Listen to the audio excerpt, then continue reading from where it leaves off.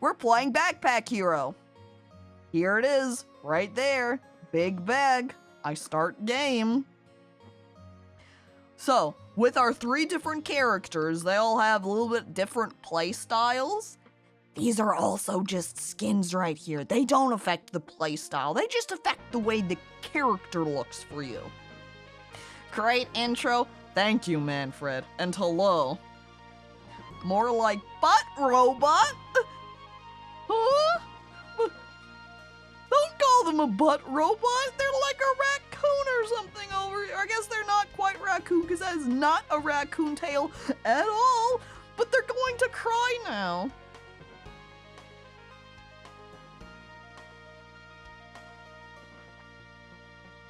I'm pretty much doing an ad against a streamer as well and using the streamer, by coming in and doing something like a raid or sending in a donation in. Like, you know, Burger King did that time, but we're sending in, what, $5 donations as a giant company that has so much money at their fingertips. $5 is absolutely chump change. I think we're going to go ahead and just do the default here, Rat. Purse, except we're going to choose this, would you say Eldritch style rat with her little eyeballs floating around her? Yeah, we pick that option. We go adventuring. Oh yeah, I remember that. It was pretty scumming. It's so cringe. Yeah, biblically accurate rat. The horrors from another world. Here is our starting goods. We've got a shield, we've got a sword, we've got a meal. I'm going to put this in the ceiling of my bag for ease of access, making sure that the food does not make contact with the bag. So I flip it upside down so that the plate is against the top. We enter in. We have 2 options. We can go to the crypt or the bramble. I think bramble. Hang on. As I'm looking at myself down here, I noticed since you got the rat, but it's not actually the rat that's looking at the map. It's this giant eyeball. Is what's happened here that green slime has taken control of the purse rat character, covering her head in slime and taking over, taking control? I always joke about Guild Wars 2, calling it Management Wars 2, but it looks like this is actually Inventory Management Wars. Yeah. The body portion is actually fake? I sweat nervously. This isn't real. Not real rat, but that looks like a real tail. Is it just a puppet? By the way, Luna, I saw you comment earlier. I forgot to say hello to you. So, Luna, hello. Welcome. Inventory Tetris finally taken to its apex. Honestly, for me, some of the games I remember most is something like Mapinogi.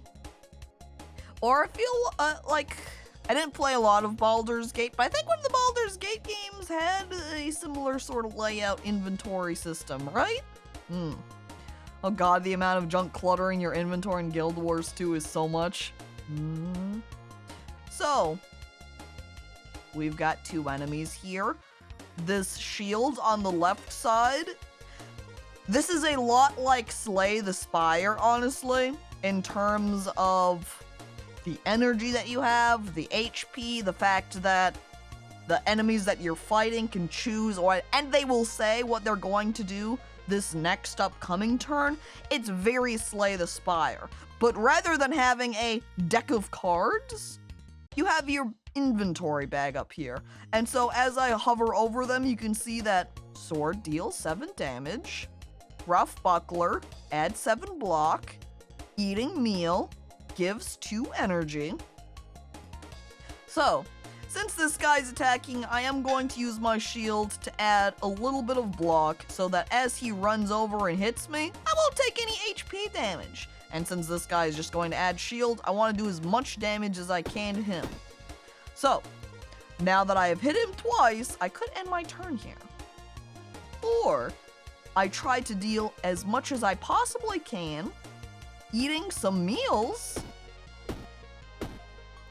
to attempt to kill him, which I won't quite get, but it would take 3 hits though next turn to actually kill him. So if all of the crab's shield falls off here, I can just casually walk over to Crab.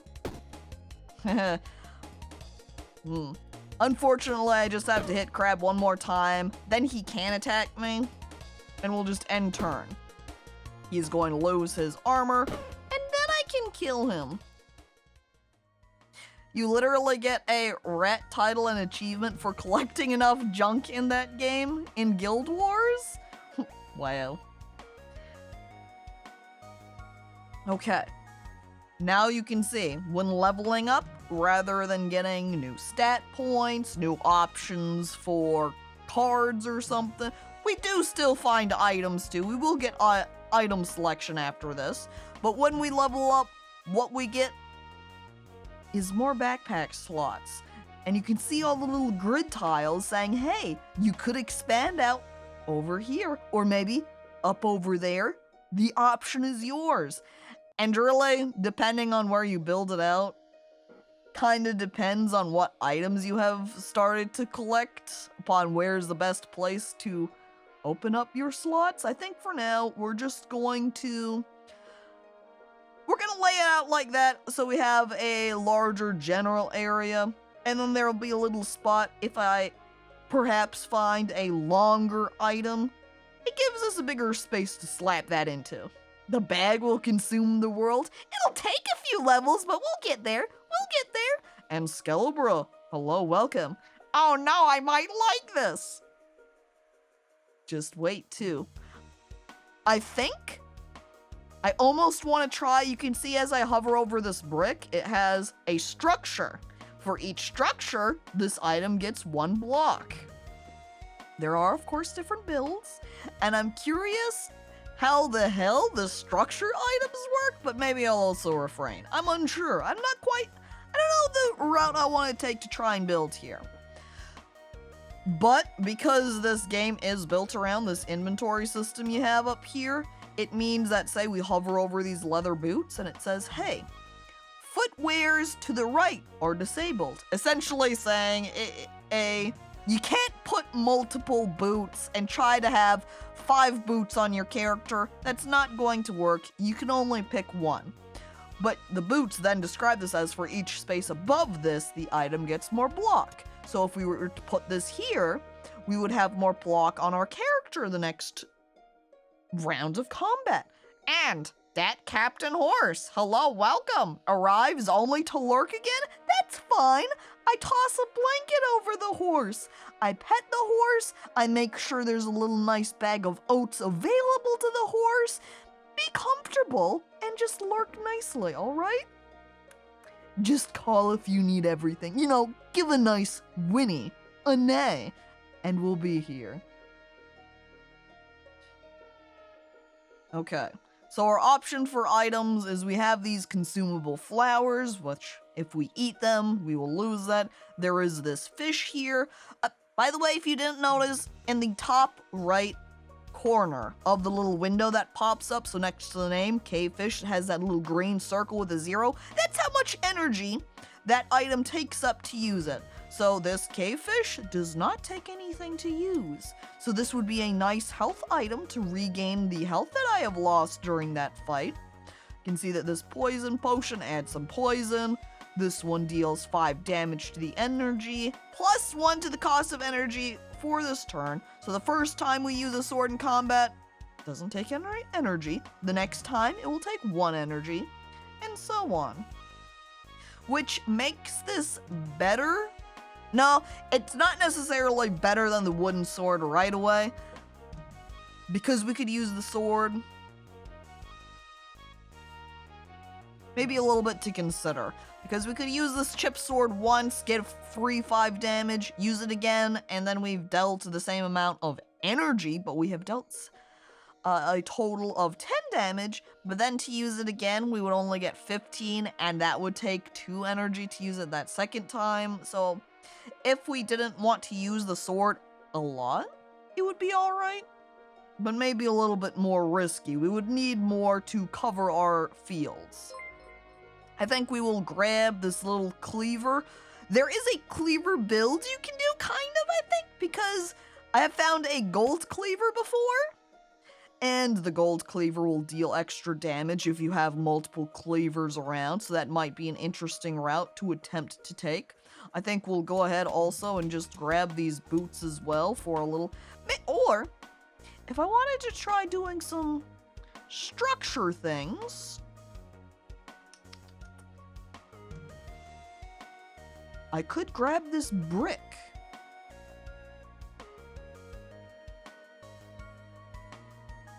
I think about brick. Do I want to try brick? If I did want to try brick, I would have to kill the cleaver. So we're going to move our shield up. That way we can drop down the brick. Because as I hover over it, you can see it has, this item is heavy. What that means is if I try to put this brick up here at the top, it falls down to the bottom of my bag. Because it's too heavy. It can't just hang around up here at these higher slots. No. It falls down to the bottom. I go back to the map. We're going to go over here because there's a chest of valuables right here. And, by the way, Dat Captain Horse, thank you for following. I open the chest where we find more items. Hey, Brick, the weapon of the kids in my town. I need to move.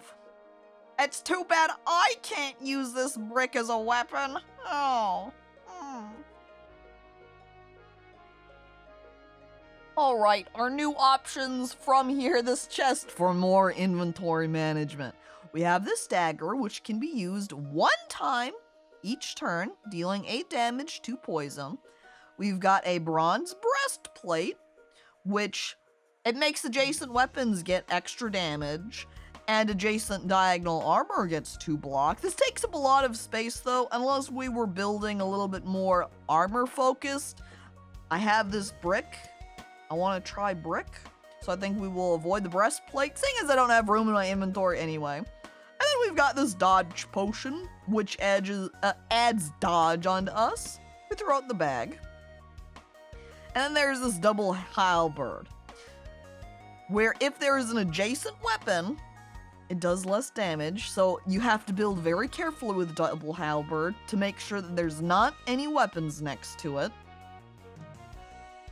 And it only deals 4 damage, but it deals that damage to all enemies, which can be very good if you have a lot of people you're fighting, even though it might do a little bit less than, say, the sword does. But if you have multiple enemies, that's not necessarily a bad thing.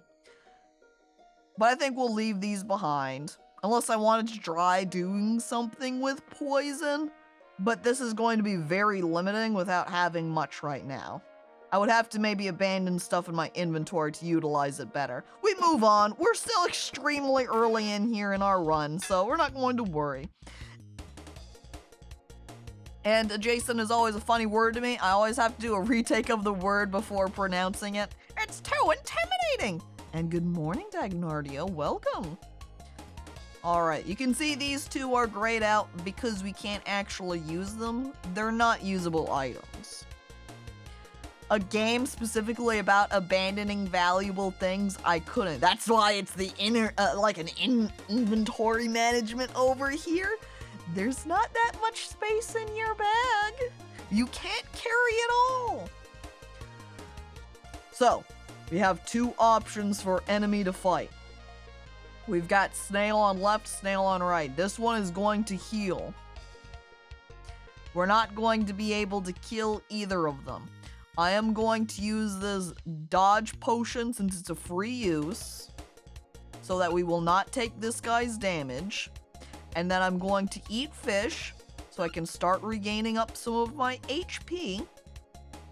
And then I'm going to just go ahead and try to kill the snail on the right, because I'm assuming that it's then going to attack next turn.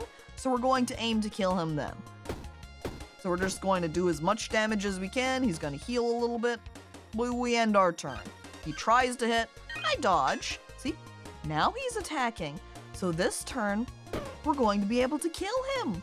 And then since this guy's healing, we don't have to worry about defending or blocking at all, so we can just attack as much as we can and then finish him off this round. Ta-da! We can also note too that he was adding a regen buff on himself, so he wasn't doing an outright, hey, I'm going to immediately heal this. It was a by round heal regeneration, like what the cave fish did for us. And now we've leveled up. I'm going to expand my slots here so our boots can fall down a little bit lower so that they'll have a little bit more space for giving us defense. Or if we got a longer sword, we would instead be able to have that fit in a longer space. I don't think I'm going to put anything right here, that way we have a choice to have our brick raised up a little bit higher, or there's a little bit more space down here if we do want to take it down lower. I'm going to expand up here in the top right instead. Get items. Move, shoot. Oh, a mana stone. That's right. This game also has magic in it. So if we want to use any magic item, we have to have some of these in order to utilize it. I have not tried any of the magic items because you do have to kind of build around it, and if it's not giving you anything that uses magic, you can't really take advantage of it, you know? We do not need more swords. More swords will not be beneficial. There are also arrows because you can get bows.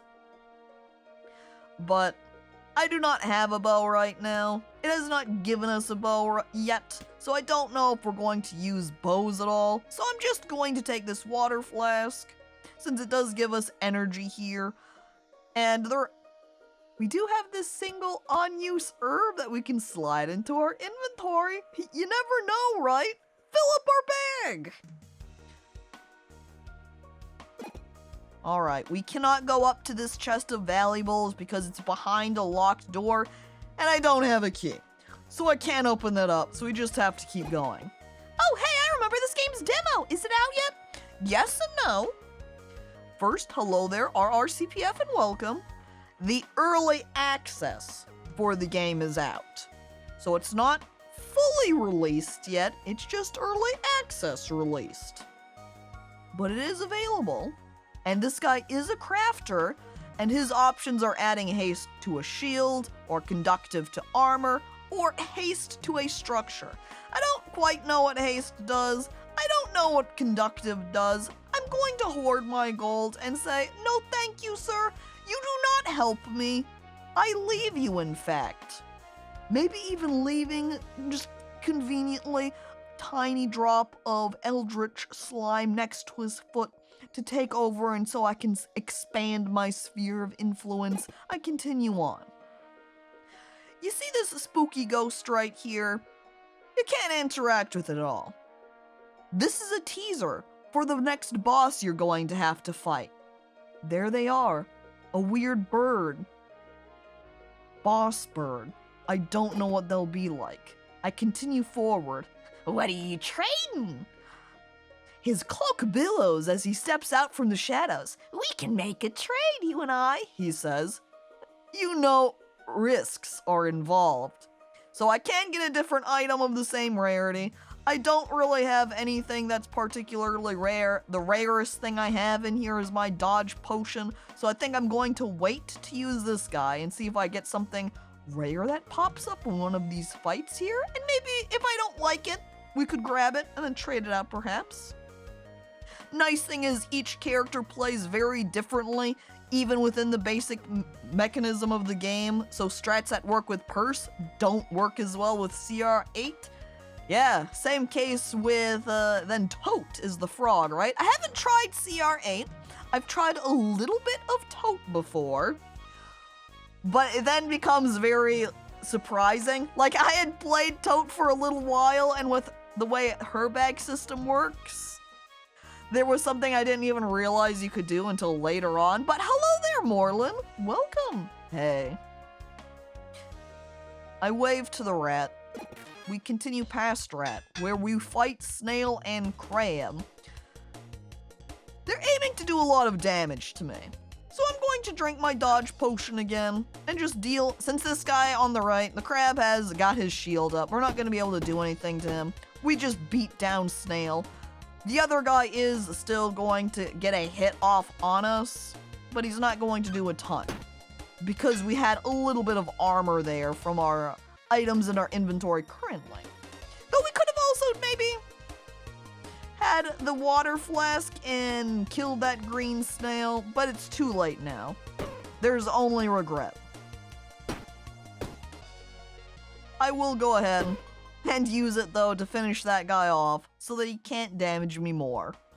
Our item choices this time are a large heart ring. So when added, it gives me 10 max HP, which means as it's in my inventory, the max increases. Which doesn't necessarily mean anything if I'm never able to heal myself up to that 50 point. However, since this is a rare item, that is a potential thing that we could go take down to Rat and have it exchanged. We've also got this Guardian Ring, which is also rare. And when a diagonal shield is used, adds a block. And we do have a shield, so if we had that in our inventory, we could use that. By the way, since this herb doesn't do anything, it could do things because you can have items that act upon consumable items, but we don't have any of those. So this herb, I throw it on the ground, I step on it. I don't care about herb. I don't want any weed. That's only for a good time. It doesn't benefit me at all right now. I take Guardian Ring instead. I don't have room for Bronze Breastplate. Now, since it is kind of giving me a lot of armor items, it is possible that we could ditch the brick later on and go for having more armor defense items. We're not going to go that way quite yet, since we're still early on, I think. Our other item choices are liquid armor, common, common, common. This one's uncommon. This one's just common too. The most interesting thing, see, since we have this mana stone, we haven't gotten any magic items so far, so I don't know how much I really want this right now. If it was giving me more magic items, then I might care. I'm grabbing this pretty anklet, and I think we'll go ahead. I mean, we had that uncommon potion previously too. I think what we'll do is we still are not going to go back and do an exchange. We're going to do another fight instead. So as we're entering in combat, I'm eating my cave fish so I can try and heal up some of my HP. I do not have dodge potion anymore, so I can't use that to avoid getting attacked. We're going to punch him. I think we're going to drink up our flask so we can just outright kill him, drink it again, do a shield, make sure we take no damage from him. Then we can even heal up to our previous max HP. And I can just hit him 3 times and kill him. And now, since the water flask only has 1 use left of it, we could always ditch it. Okay. Items now available. We have a cactus, which adds spikes to ourself. So if anything hits us, it will take damage. We've got the sapphire, which floats, so it's the opposite of the heavy brick, and will go up to the top of my inventory. We've got these magical herbs, which add mana to connected mana network, which we don't have, so that's not useful for us. I think we will... Okay, this is kind of a time where it would be great if we had more space. I'm going to turn shoes to their side. I'm going to ditch water flask. We're going to drop these bricks down here, which I want them placed next to each other because they do have to be adjacent for me to take advantage of them. Though, what I could do actually is keep boots here. Look, now they're like a hat. I put the shoes on my head. Just slide them over a couple of tentacles. I keep that. And then we can use the sapphire here to power up our wooden sword. Just a smidge, just with 1 extra damage. And then we'll go ahead and take the cactus as our final item. Please put shoe on head. Oh no. I forgot that was a thing. Help. Help, please help. I turn and I walk over to the unknown event. Let's make a deal, please. Now, as I ponder, we would be able to get another rare here. I'm like looking over at this guardian ring. When a diagonal shield is used, adds 1 block, because if this just means the shield here adds on 8 rather than 7, it's getting a little bit small. Especially in comparison to, say, if we looked over at our large heart ring to swap out. I think we're going to go ahead and use it on our pretty anklet. Not like our pretty anklet is that great in the first place. It's only uncommon, which means we could have a potential better item by trading out the rares. But the 2 rare that we have are a little bit nicer versus our uncommon. We're gonna head and swap that out. Is this a lollipop? It's a balloon! For each structure, this item gets 1 block. Oh my god. We're gonna have to move things around because we have 2 structures and we can fit them up here on the left side. We just have to move around our inventory a little bit. So we move our blocks over here and boom, we get extra block. But it only adds that addition, that 1 block, to the 1 brick? But that's fine. That's more than nothing, you know? So we want to move these around. We have to put our sapphire up here at the top because it does float. We want to make sure our guardian ring is next to our buckler so it gets that proper bonus. Shoes, still on head. We continue on. We cannot go down here because the door is locked, and we cannot go over there because the door is locked, and I have no keys, so we're descending down further into the, what was this, the bramble? The bramble. We're at part 2 now. Balloon float brick heavy. Attach balloon to brick for a beautiful little house. Well, I guess 2 bricks on top of each other aren't exactly a house, but hey. You, snail guy, I would love to kill completely. But we won't be able to. This slime over here, though, is attempting to curse me. I wonder if he'll try to do that again next round as well. Makes him kind of tempting to focus.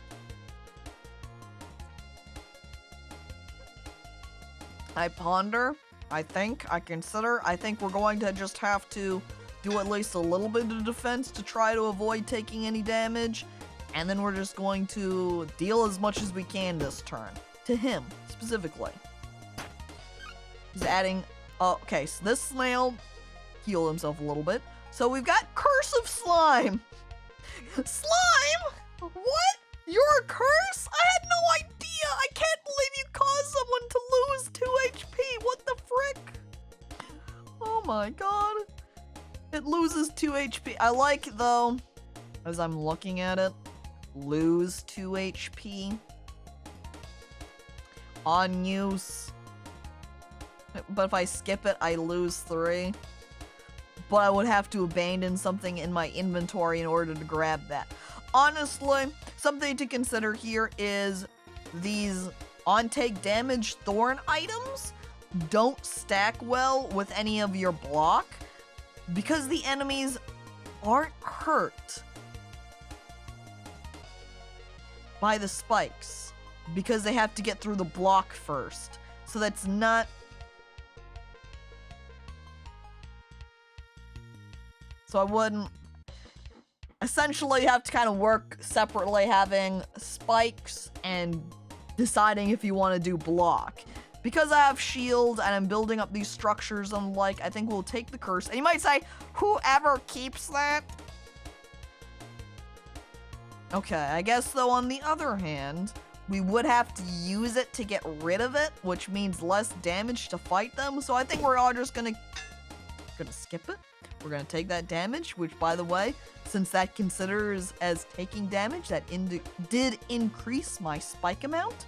We are going to kill this red snail. And then this guy is not going to be able to damage us at all anyway, because we have this 8 block on us. We end our turn. He attempts to hit. Oh, okay, never mind. I am wrong. It does still take damage to him, even with my block. It did not feel like that was the case when I was doing some other runs in the past on my own. But maybe I just got mixed up, confused, I guess. We're just going to go ahead. I look at this guy. I'm going to defend. We're not going to kill him, because this is going to completely block all of their damage on me. And my spikes will kill him. We end the turn. They both die. Or, well, that guy dies. And then the other snail, we kill. And I've leveled up. I'm stronger. I'm going to build out my area where the structure's at over here. So I've got a little bit more room to build a nice little house for me. For me, myself. Please have a better weapon than a wooden sword. It did give me more weapons. What are my choices? Deal 7 damage and add slow to an enemy. So instantly, this is at least a tiny bit better than our current wooden sword here. This dagger is still the same. We've seen it previously. But now we have this Shiv, which can be used 1 time every turn. It only deals 2 damage, but it is a free cost item. You can see up there at the top where it says 0. It does not cost any energy to use this. I'm going to move over my bricks so that they're further out there at the side. I'm ditching my wooden sword and I'm replacing it with spiky club, which, wow, even better. It only takes up 2 spaces versus that sword's 3. I'm then turning it onto its side. That way we can have it use up both of these sapphires. So now I'm going to move my shield down, so I then can put Shiv next to the sapphire so it gets 1 extra damage point. It would be great if I could have it be more like this, you know, because then the Shiv would get 2. But then the spike can't use it at the same time. Whoops. I dropped that. There's no way that I could position them where both of my weapons would be able to utilize both of the sapphires. So we'll keep it as this configuration. Wait! But I want the key! As I look at the map... Wait. As I look at the map and there's nothing locked here on this floor... But there's also another sapphire down there. I could have so much +1 damage. I would have to either ditch the Shiv or ditch one of the sapphires I grabbed or ditch the club. I'm keeping the club. I'd like the Shiv because the 2 damage I can get from that is better than the sapphire. I guess we'll go with those items then. I check out the... This is binary. I'm looking at... Imagine if Google Translate, I say, grabbing my phone. I'm looking, where's my Translate app? That one's not that one's Google Translate. It says DistantCacophony. Hey! Slime, when you do just 011011 like that, it just makes it look like little people waving. Translate from by... Oh. No, Google does not have a binary translate option. Should I spend the time to slap this up? I thought Slime wrote oil. It does look like oil too.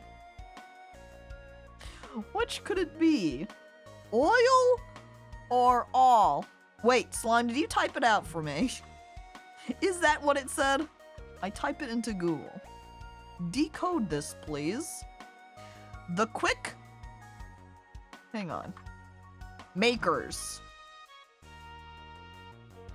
Yeah, when you Google it and then you just click the first link, it doesn't automatically stick that binary in. So it just kind of defaults to the quick brown fox jumps over the lazy dog. No. This says maker. Makers. The wall splits open. Inside you can see a vast abyss.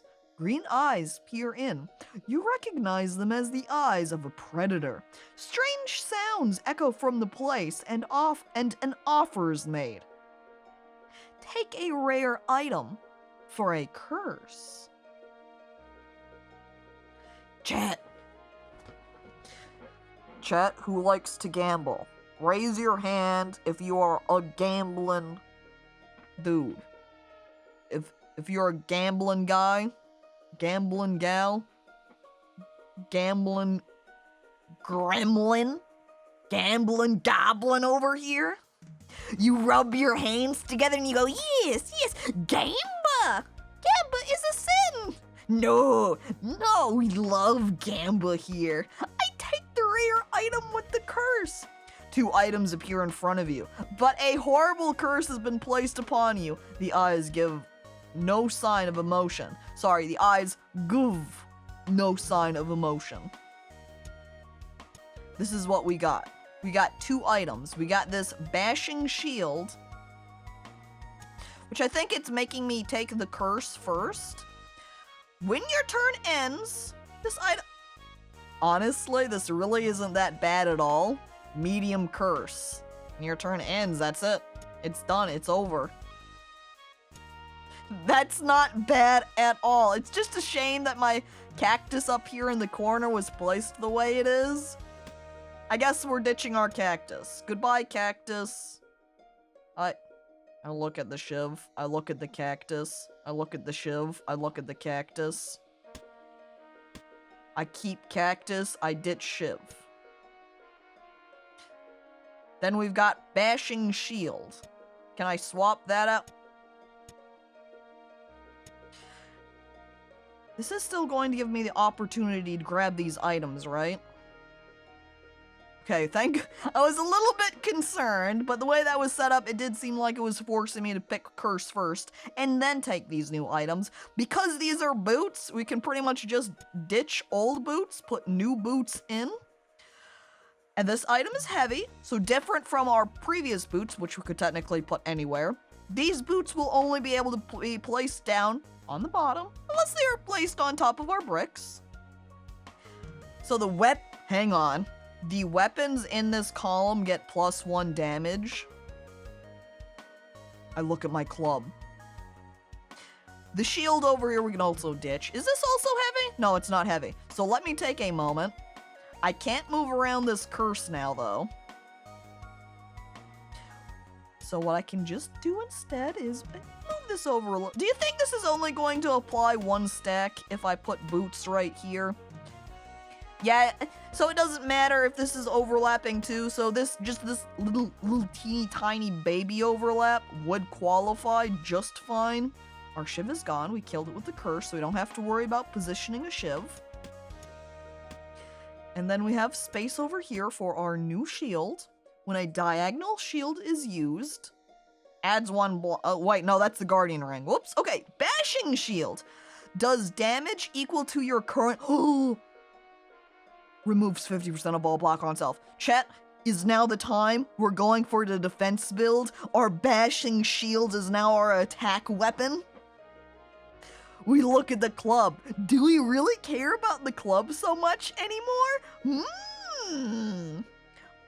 All defense build. All defense all the time. Maximize the block that we're making. Use it with the bashing shield. Thank you, spooky shadow brick. I guess not quite shadow brick, you're like looking out from the brick wall. I walk away, thanking them. Hello there, snail. I guess though this bashing shield doesn't actually add more block onto me, so what we're going to need is another new shield. Even though we ditched the last one? You're welcome. Thank you, Slime, for the bits. What a guy's shadow. We're going to now need a new shield to add block onto me so I can take advantage of our bashing shield. So since these are our only options, this one's not going to be better damage-wise to use versus our spiky club, so we just hit with club. They become very slow. Slow will reduce block by 3 when blocking. That's what slow does. So if this snail tried to do a block move at all, it won't be able to block for as much. It hits, it takes damage. You're trying to summon an enemy? Huh. Good joke. I kill him. We get item. We don't care about mana stone. I throw that away. More boots. I don't know about that one. We do want key.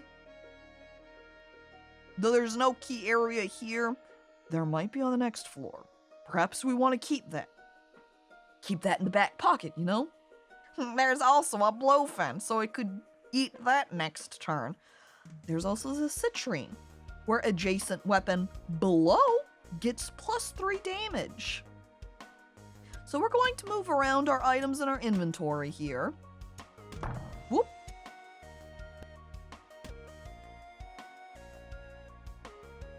As I'm pondering placement, since the spiky club is on the smaller side, we can't put as much stacked around here.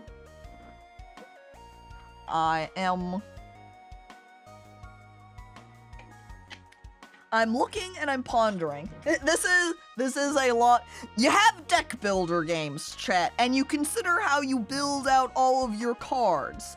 This is a backpack builder where you consider how you build out all of your inventory. We want this citrine, but it has to be adjacent items below in order to get its bonus. But with where this is positioned at the current moment, what I really want these sapphires to be is 2 down, like here and here.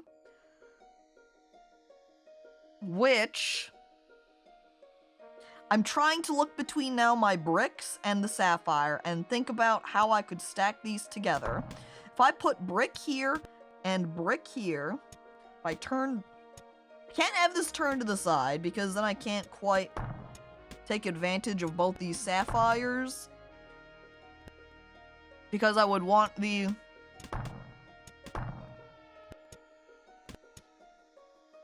I was trying to ponder if I could take advantage of the balloon, but no, because if the sapphire is between the balloon, it can't be underneath the balloon, because then the balloon doesn't give its bonus to brick.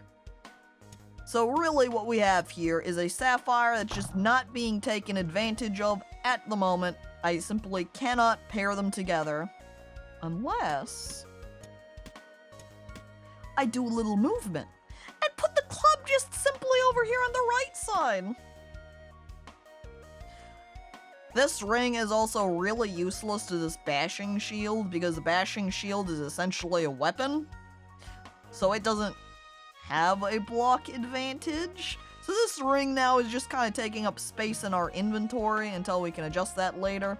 But now I'm looking around at my bashing shield. With the what? Does it add 1 block on attacking with the shield? You know, I think you might be right with that. So perhaps I'm wrong. What I'm going to do with the steel boots is we're going to turn them on their side. We stick them on our hands, in fact. That's what we're doing. Lucky ring, blowfen. We do get food with that. Explosive arrow is rare. If only I could squeeze this into my inventory. If you're American when you go in the bathroom. You would be American. European. But Shadow, that doesn't make seem they are different continents. They're different continents. You're right. He's so smart. I messed it up so much.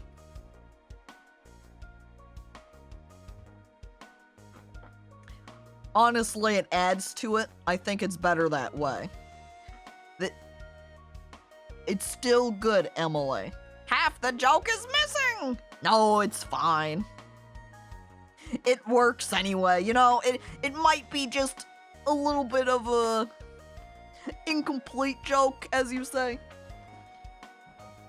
But there's still funny that's happening there. I can still get the humor. I wish I could fit this arrow in my inventory, and then we could quietly hope for another rat that does the exchange, because then we could exchange this rare arrow for something else that's rare. We can't do that. I might take a lucky ring, though. I think, though, this bluefin honestly would be probably more helpful, as we are getting a little bit down on our HP. So it would be nice to have that as a snack, you know? I grab snack. I'm looking around. Which way were we even going? We're going from left to right. We go up to this enemy. There's a lot of rats here.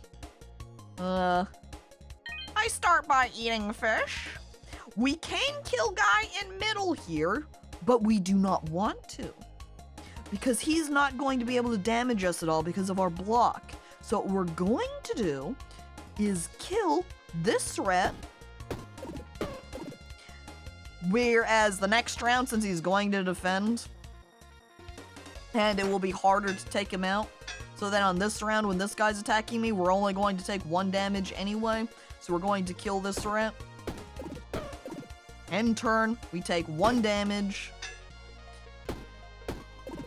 And then we kill them. And just like that, combat's over and through. Look, like, we finish the combat faster than when we're picking our items. There's a new rough buckler, which we really need, but we don't have any space in our inventory. I throw this huge buckler in anger. Where's my smaller shields? Those would be so much easier to fit. Oh. We do have this singular rose of thorn. Is that a bottle of olive oil? No. It's spoiled milk.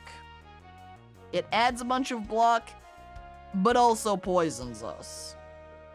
The block is useful, because then we could do more with our bashing shield.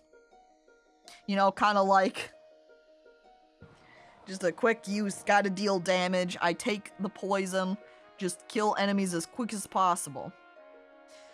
We've also have this other debuff potion, adding slow, and that weird sword breaking there, the weak, that makes it so that they deal less damage. I don't want the double halberd. I don't want this rough buckler.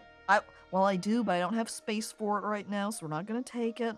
I guess we'll go ahead then and take the Shiv. We're going to swap places with Shiv and Guardian Ring so that Shiv can be over here so we can get tiny baby stabby stab damage with small Shiv. Wait a second. It's you! You? What? If only I had that explosive arrow! No! Oh. Now I really do need a rare item that I could change. Oh, man. Oh, man. Well, I guess I'm going to hold off on him. We do have these two over here with a chest of valuables and with those enemies over there. Let's go ahead and try the enemies first. Okay, this guy I can totally kill, right? And then we just stab the other guy. Though he was dodging, so it didn't really do anything. Gonna deal any damage to him. He doesn't have his dodge stacked up again, though. Free. Woo! Emily, resubscribing for 3 months. Thank you, and hello, welcome. Hi, Emily. Oh yeah, now that you've hit 3 months, you can get or request a little sub doodle, a sub scribble over in the Discord if you want something. Oh, look at Crow Bandit. I hit Crow Bandit. Oh man, if only our Shiv did 1 more damage. Just 1 more. Aw, jeez. Well, now we kill him at least. He's... Aha!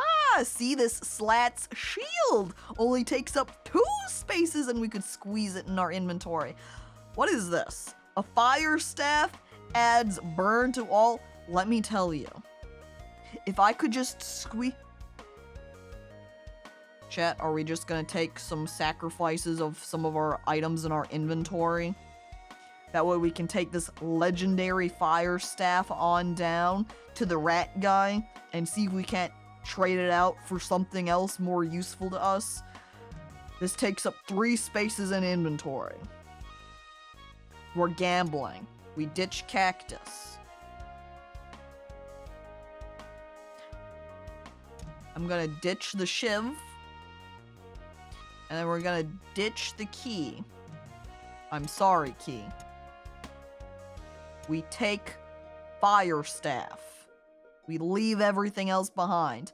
I would love to take this Slat shield. That way we could have it pair with our bashing shield.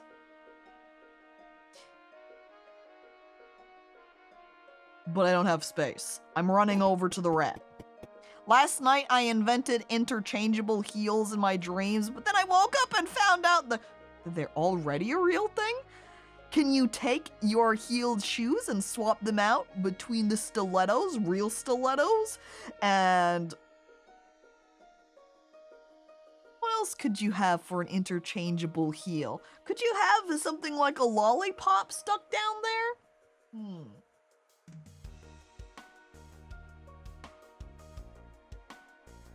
They're called Heelys, the little wheels. I don't know that that's quite comparable.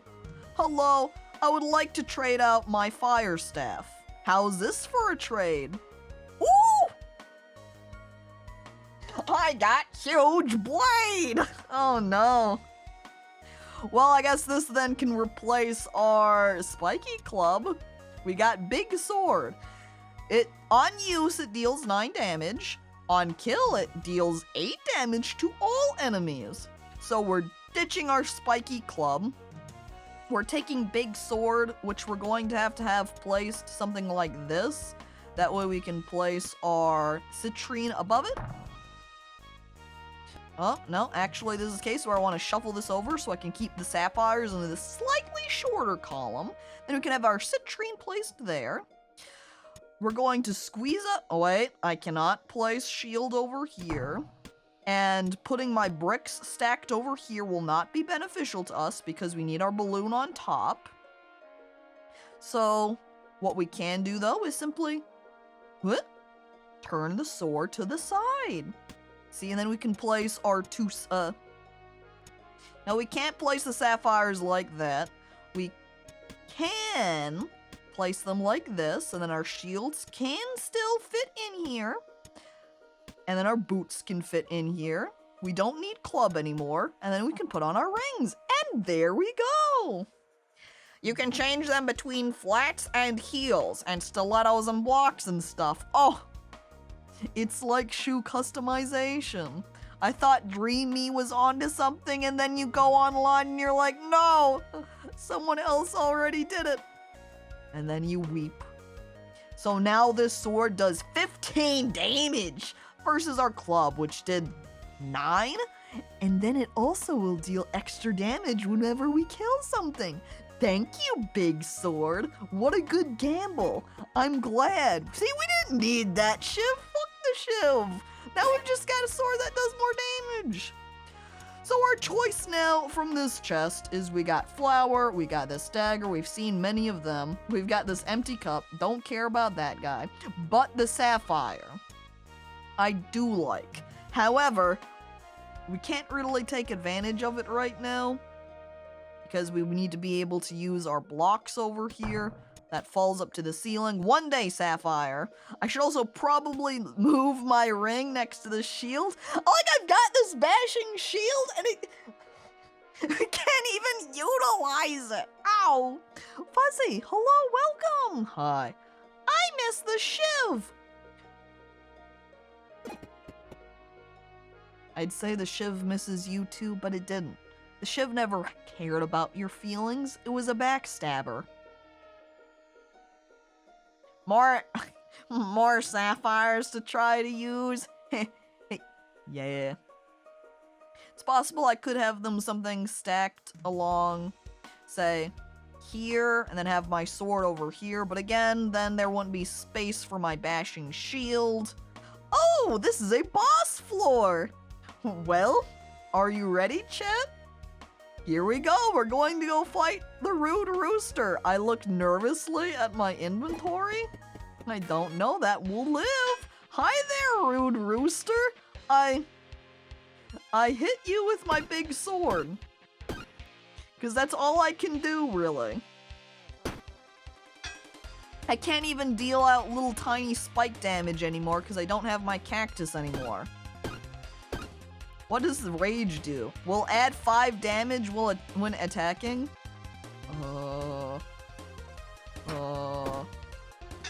That's not good for me. I think I'm... 12? 7? 6? We just Alright, great. We did succeed. My sword powerful enough to take him down.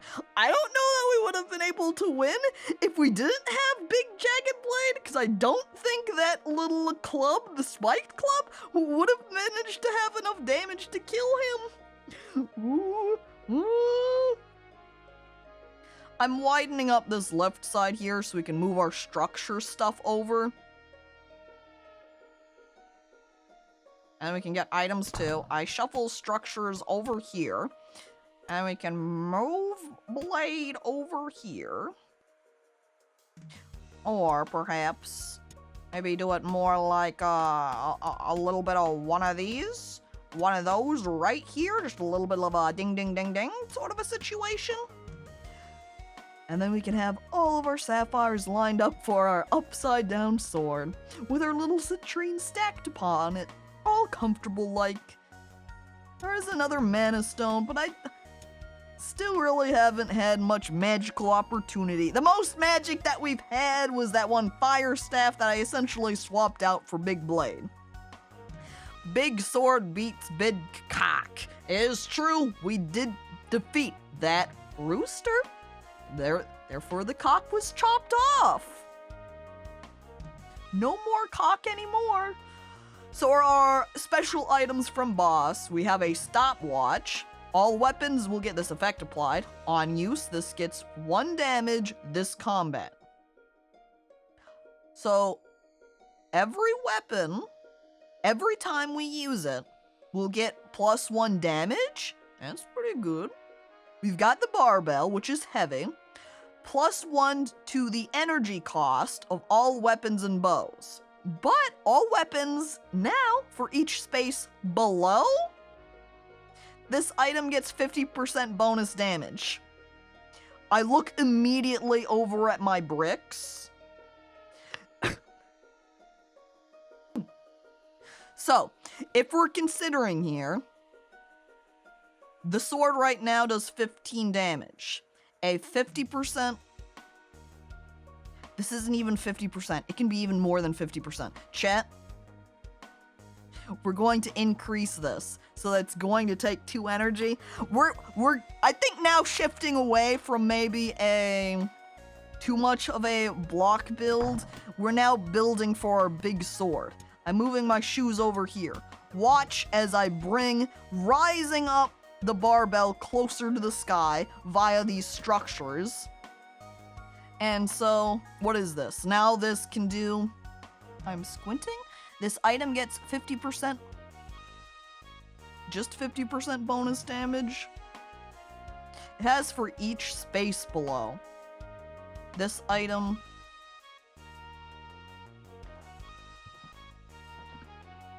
For each space below, this item gets 50% bonus damage. But there's 2 spaces below it. So... Shouldn't then the Jagged Blade get a plus 100% bonus damage?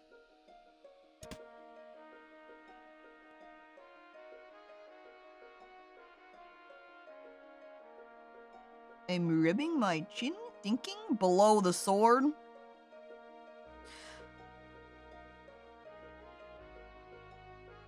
No, because this has just all weapons get this applied. For it. Okay, so you're saying that it has to be below the sword. So it doesn't matter that my barbell is up. I think, yeah. So the barbell, it does not need to be stacked upon those structures. So what we would want is to turn Jagged Blade on its side here. Kind of squeezing it here. Though, it makes it less ideal for using with these sapphires. But as we stick then the barbell as low as it can go over here, well, it doesn't really matter where this is. But as we hover over the Jagged Blade, you can see that it has deals 30 damage.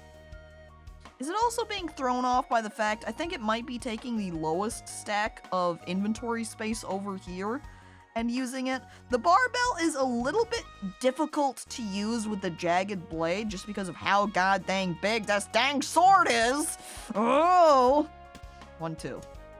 Even if I stick it over here, there's just the one space. But it's gotta be... Oh yeah! It does say that it's ×3, as I notice now, in the little listing. So it isn't taking up this 2, it is taking into consideration the 3. So really what we're going to want to do is have all of this space up here, but at the same time, we don't quite want that. We need really just... Because in order to use these sapphires on the citrine, we have to have them positioned up at the top. So we need it like this, and one sapphire is just not being used at all. Because we can't squeeze in here, we'd need another space here. You have to kind of balance things out. What we would almost want is to widen our area when we level up, put a space here so we could squeeze the sapphire into that.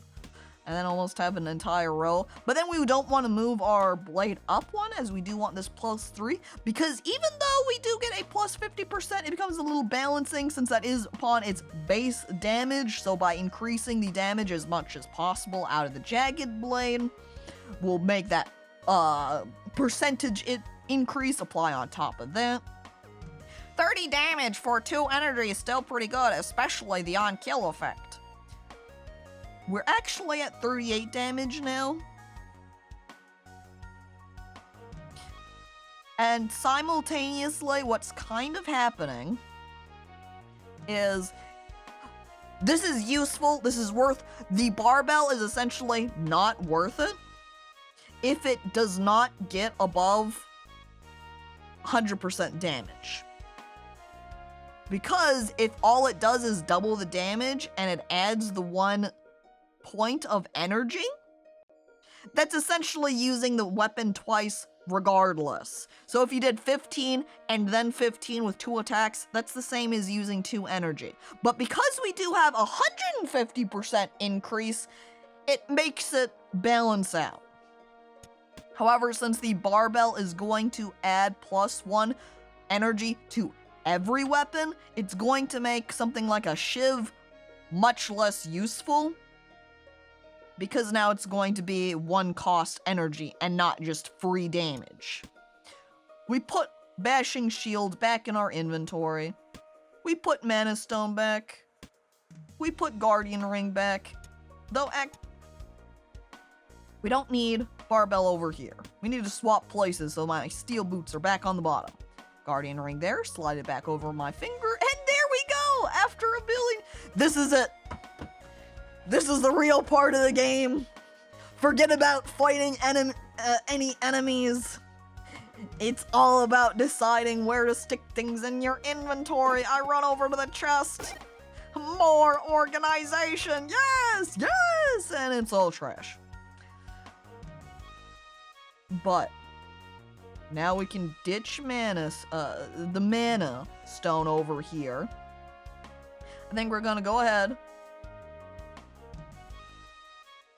Okay, we have a little bit of an issue. Because if we did take Slat's shield in order to use with our... I think now, because of the barbell, and because of this Jagged Blade, we no longer care about Bashing Shield. So we're going to want to swap that out when we have the opportunity. So I'm going to pass on Slat's shield for the time being. I don't want to take either of the Shivs because they're not going to be useful if they have that extra point. I don't care about it. Get out of here, Shiv. Mana Stone. Though now, we can't use Jagged Blade twice in battle, right? So maybe having the Shiv isn't, you know, all bad. Because it does give us a little tiny, just a little bing, a little pinprick of damage. But we don't want to put this over here. We kind of want this up higher. But there isn't really a lot of space for us to play. Oh, no. What we can do is simply swap places between the large heart ring and that Shiv. We don't want to put the Shiv up over here because it's just going to take the place here. It's not going to get the extra damage from the Sapphire while it's over here though, and I can't move this Sapphire over one because then it's going to knock out our Jagged Blade from its place over there. If it's right here, it does 6 damage. If it's here, it only does 5. Thus, this placement is better for our Shiv. So, we've collected what we would like. And we move on. We can't go to the Enchanted Swamp because it's locked. So we're going to go to the Deep Cave instead. I mean, that's literally the name of the game. Backpack Hero. I don't know about the first part though. I'm kind of looking at myself. I don't know if you would call this, you know, I'm being extremely biased. I need to look at myself in the mirror, take a look at our purse here. Just because she looks like a horrifying abomination does not make her a villain. She's a hero. It says in the name of the game, the Backpack Hero. Ooh, look, there's a forge. We could upgrade something. How much money do I have? 24 gold. There's also a merchant right here, so we could sell something. I see. Okay, the Vision of Danger that's over here is just that boss sneak peek. We do have 2 unknown events, so one of them could be the magician that transforms item. I think she's cute. You're paying me? I mean, sure, she is cute. But she is still, you know, little eyeballs at the side, watching everything that moves, big eye above her, bunch of slime. She's still a monster. A cute monster, but a monster nonetheless. Most people would look upon this being and say, no, I'm afraid. We're going to go the top route so we can access that question mark. More eyes to get lost gazing in. I mean, you still only have 2 eyes yourself, so what? There's not that much to get lost in. I'm glad. Uh-oh. Uh-oh. Uh-oh. I think we're gonna die. Meowster Mustard, hello. Welcome. Because we don't have enough damage to kill him. Which means he's going to attack us. And you might say, yeah, but you've got block and that extra HP. Yeah, well, we're taking this curse and we don't have any room in our inventory to take it. I think in order to avoid dying, because if we skip it, guaranteed death. If we at least take it and ditch one of our sapphires, we at least don't die. Here we are, you know, alive. I think we're still doomed though. Because we can hit that guy and kill him, but it's not going to kill the other guy, and he's doing 19 to us. This is hell. This is a doomed end. 1 HP in a dream. No. No. My dreams are dead. If only I had something like a water pack. Oh. Well, that's it. Run's over, though technically what we can do is if we return to the menu, we just do a little bit of wandering of continue game, we grab our character back, we re-enter the same dungeon, but now we know we will die going to that fight, so we're going to try this fight instead, so you can save scum a little bit. And Abaranka, thank you for following. But we might still be doomed. This guy's dodging, so we're going to use our Shiv to prevent that dodge, and then we hit with Jagged Blade. We end our turn. He hits, we've got 2 HP and a dream.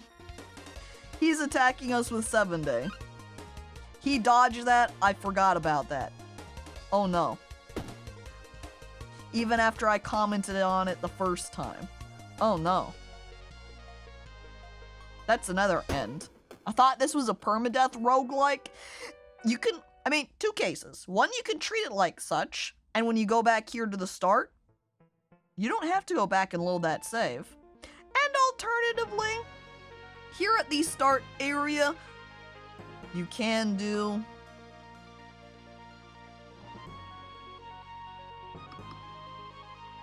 Hang on, I'm looking around. There we go. When you do start game, there are more game modes, and in here, you can see all the options. Some of them are locked. I don't think I have that opportunity because of the key. You can see you can check delete save on death.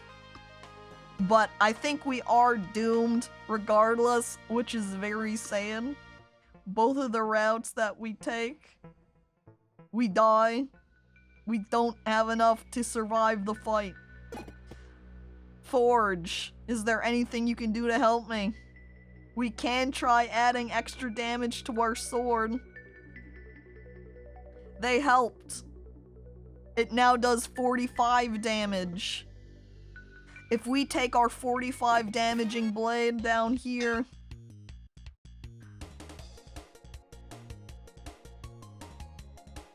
I shiv that guy. I hit him with blade. It doesn't do enough. The enemy turn. I die. This game looks so much bigger than the demo, and they do still intend to add more on it. One of the pieces that they have listed saying that they want to do is, at the moment, between runs on Backpack Hero, you don't get any perks or bonuses or anything, but they do intend to add a little town where you will be able to add those on. But we don't have them at the moment. So, it looks like we're just doomed. Run over. So, rather than trying to just run back over and reload that save over and over again to see if we can save ourselves, we're just going to do a new run. Sup, bro? Hi, Gritty. Hello. Sup, Ross? Ross. Gritty, thank you for resubscribing for 6 months. Appreciated. I think we'll try out CR8 then. Or we could do 2 routes. We could go ahead and just play Purse again and try out some of these game modes. Say there's this standard basic run with no special settings. There's this classic Matthew. Start the game from Matthew. Easy mode. Endless dream. Enemies will never poison, never curse, and we get extra luck. I don't know where the game is starting from Matthew. 5x7 backspace limited to 7 spaces wide. Oh, only so far you can build. There's also the glass cannon build, chat. Your max health is just 1. You know, if we start this next run and we're close to the end of the stream, we might do glass cannon and see just how far we can make it with just max health of 1. Instead of standard items, find a chest after each combat. Standard chests contain 1 item. Great pair. I'm curious to what that entails. There's also all of these hard modes. The Boss Rush. Pauper mode. You can only find common and uncommon items. My rarity. Don't start with standard items. Items must be placed adjacent to an item of the same type or rarity?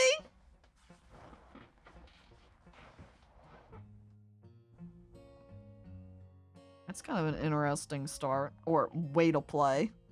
If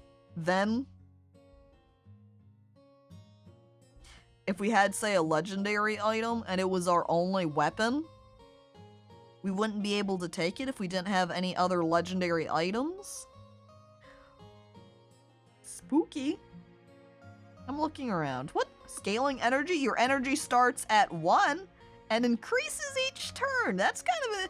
There's a lot of these different game modes you can see, and a lot are very clearly going to change the way you play it significantly, like energy starting at 1 and increasing each turn. That means having a build that's built around just survivability would be pretty good.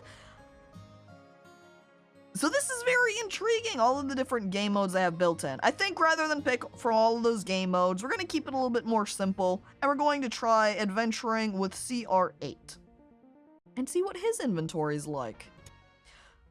It is starting a little bit bigger, I can see. We've got this core, which creates a charge with 3 energy. It looks like we're going to have items that connect to each other, because you can see how it kind of opens at the top, and this looks like it connects, like so.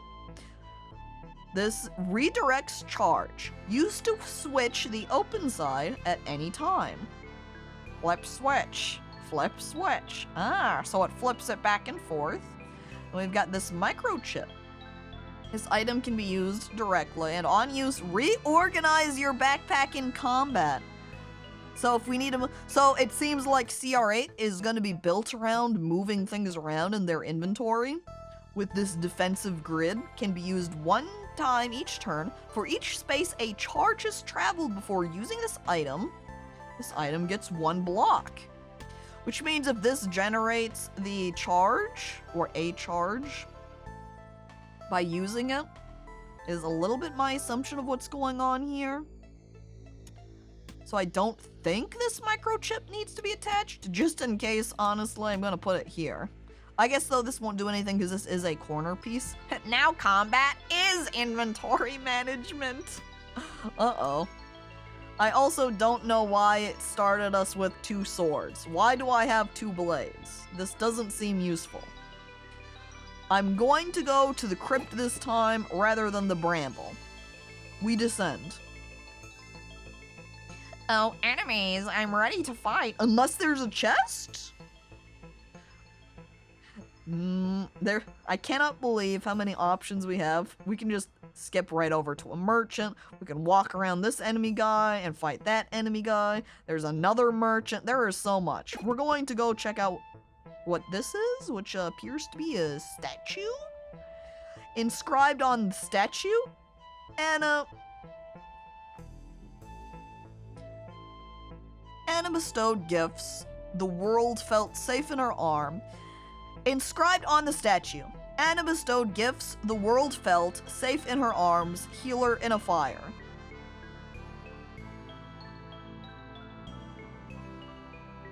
Excuse me?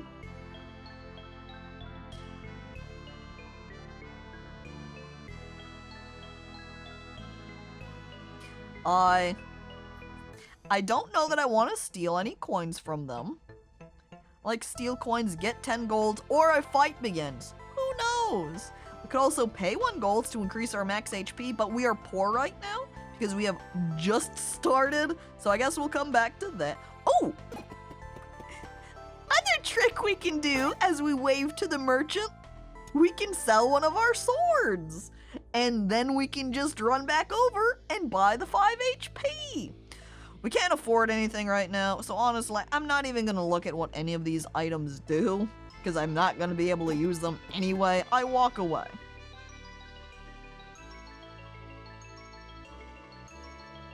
I'm also replying to a text. Give me 1 moment.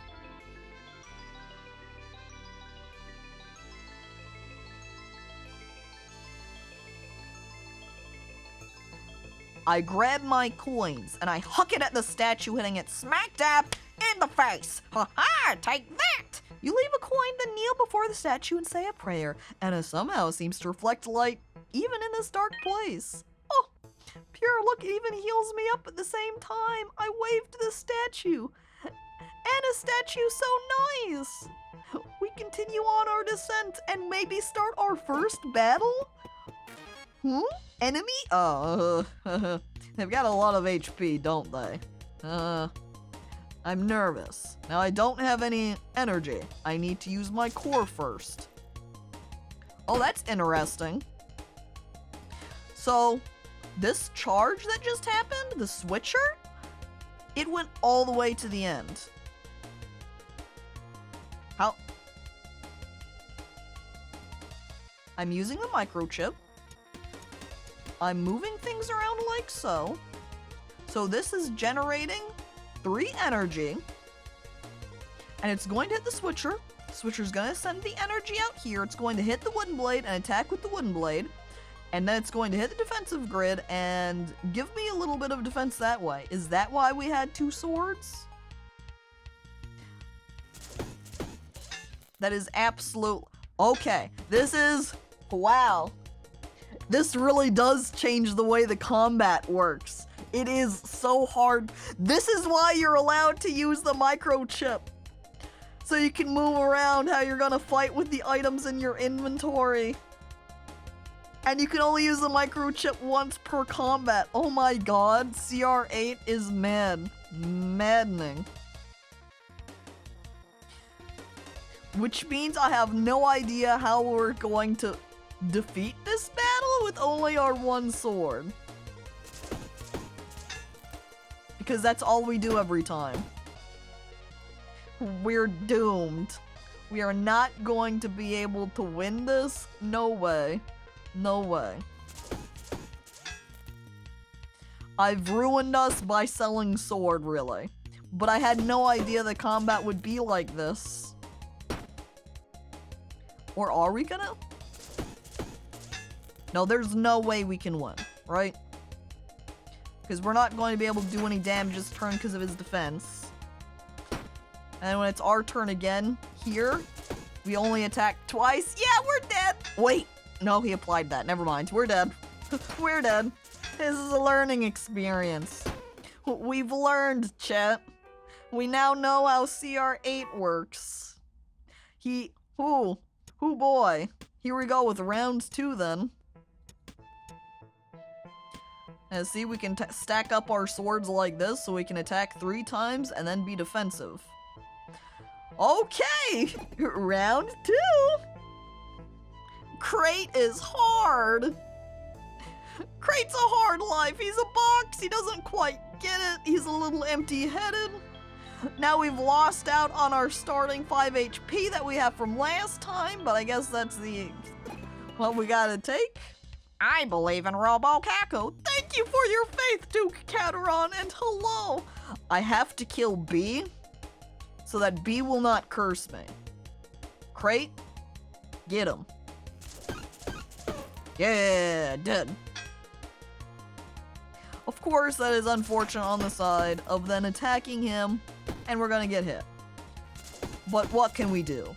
Not much. We basically just have to eat that initial damage unless I went the other way around and took the curse from the bee. It's too late. We've made our choice. We've finished combat, and look! They're so happy holding up their little hand and doing the little victory V. Oh.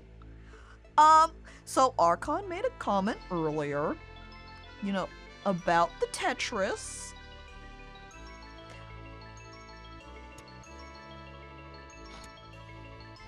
I had no idea how right he was. Legitimately getting Tetris pieces in order to expand our inventory. Finally! Archon says.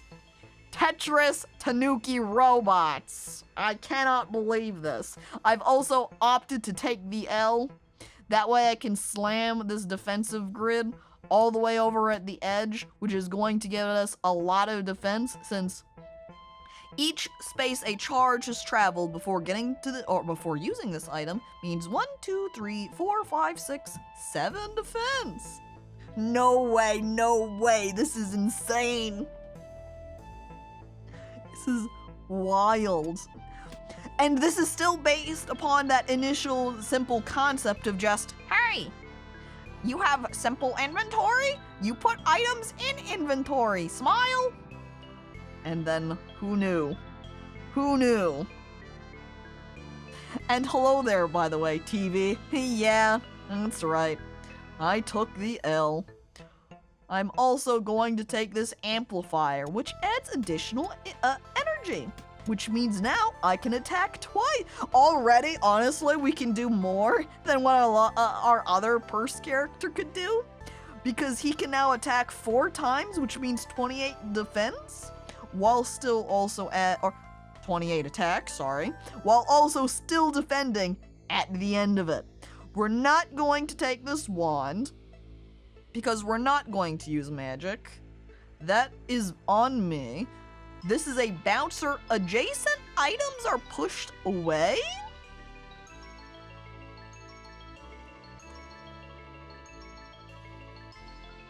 I feel like one of the uses for this would be if you had a sapphire, say. So you can maybe stick it above a sapphire and force it down a space, so that while as it stands now, it is not useful. What we could do, for example, is test it with this brick right here. So if we put bouncer there, well, that answers that.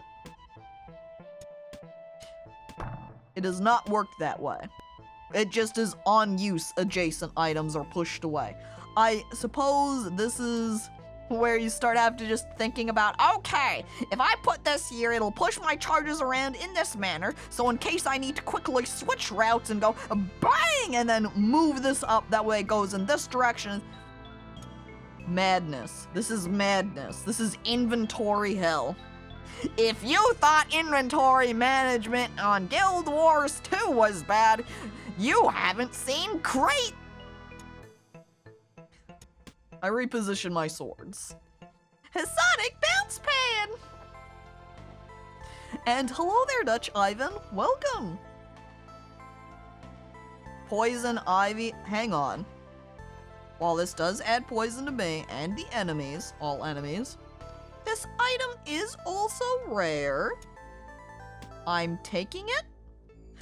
I could also even stick it in this. Man, in this case, I almost need an item or something that could remove poison from me and just be like, alright, it's time to just stack the poison on the enemy as I rub my hands deviously together.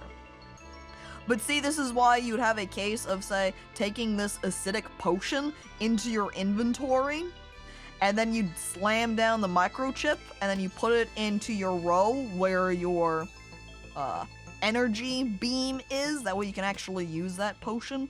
There is also this chipped sword, which if we put this in our row and turn it to the side, we could use, but there's only one space right now. So if we did, oh, this is only also 3 spaces wide? So not ideal. If we did take it and put it here, we could use it once and it wouldn't cost anything and we'd have the 5 extra damage. I think we'll go ahead and take the acidic potion. This does mean Crate has a lot of bloat for charge management blocks. Yeah, there's just a lot going on with Crate, isn't there? We can also see that there's 2 different chests here, so beyond just the basic chest, I'm assuming that this is going to be a chest specifically made for these special crate items. And as I open, you can observe we've got a double battery here, which creates 2 charges with 1 energy.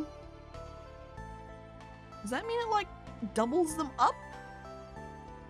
I also see now that the amplifier can only be used 1 time every round. On use adds 1 energy. This item is disabled for 1 turn. So only every other turn the amplifier is able to work. We've got this reverser, which reverses a charge, which means that if I had something like this and it bounced through the defensive grid,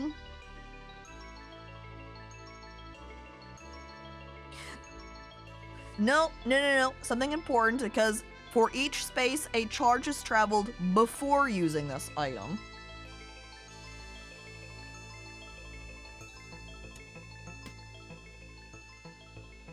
Would it then go like this, and then it's used, and then if it went back through, it would pretty much do nothing? I'm not entirely sure with that reverser. What are these different rarities, by the way? Common, common, common, common. So, I just want to check that in case I might be more tempted to grab one than another, just out of the item rarity levels, but can I get some really wacky beam shenanigans going? Yeah. It can also only be used once per turn. Yeah, so if you do something like that beam redirection, it's not going to be able to bounce through that and get extra charge out of it. We've also got this rotator, which redirects charge, which is basically just the switcher.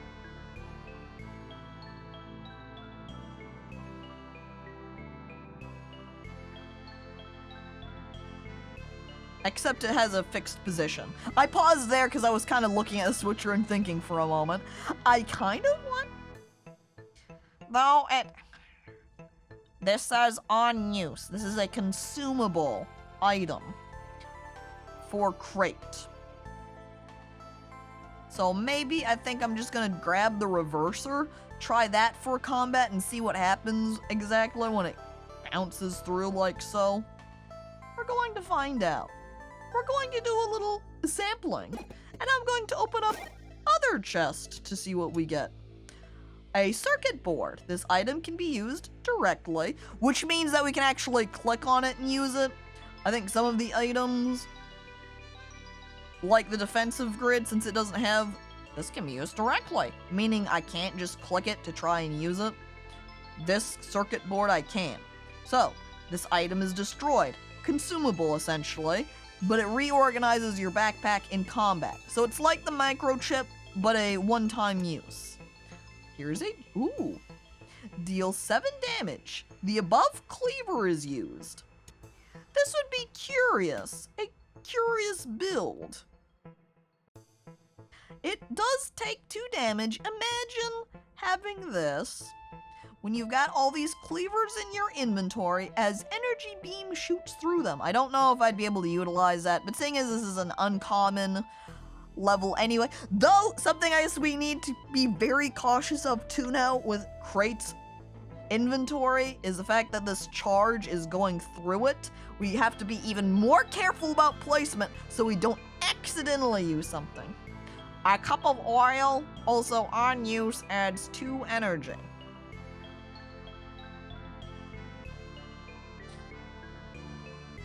You suppose then if we chug this, we would then just be able to use the jack cleaver straight off? I think that's the implication there.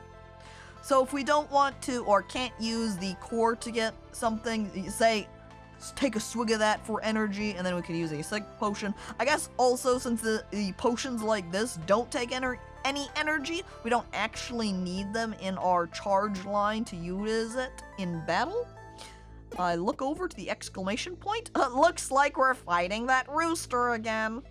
Oh boy. Well, let's go into this battle.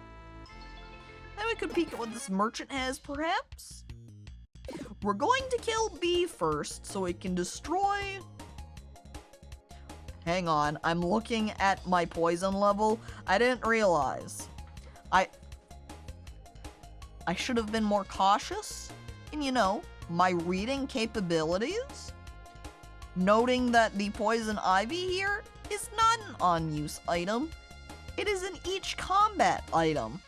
So when the combat begins, everybody is poisoned. Oh, well?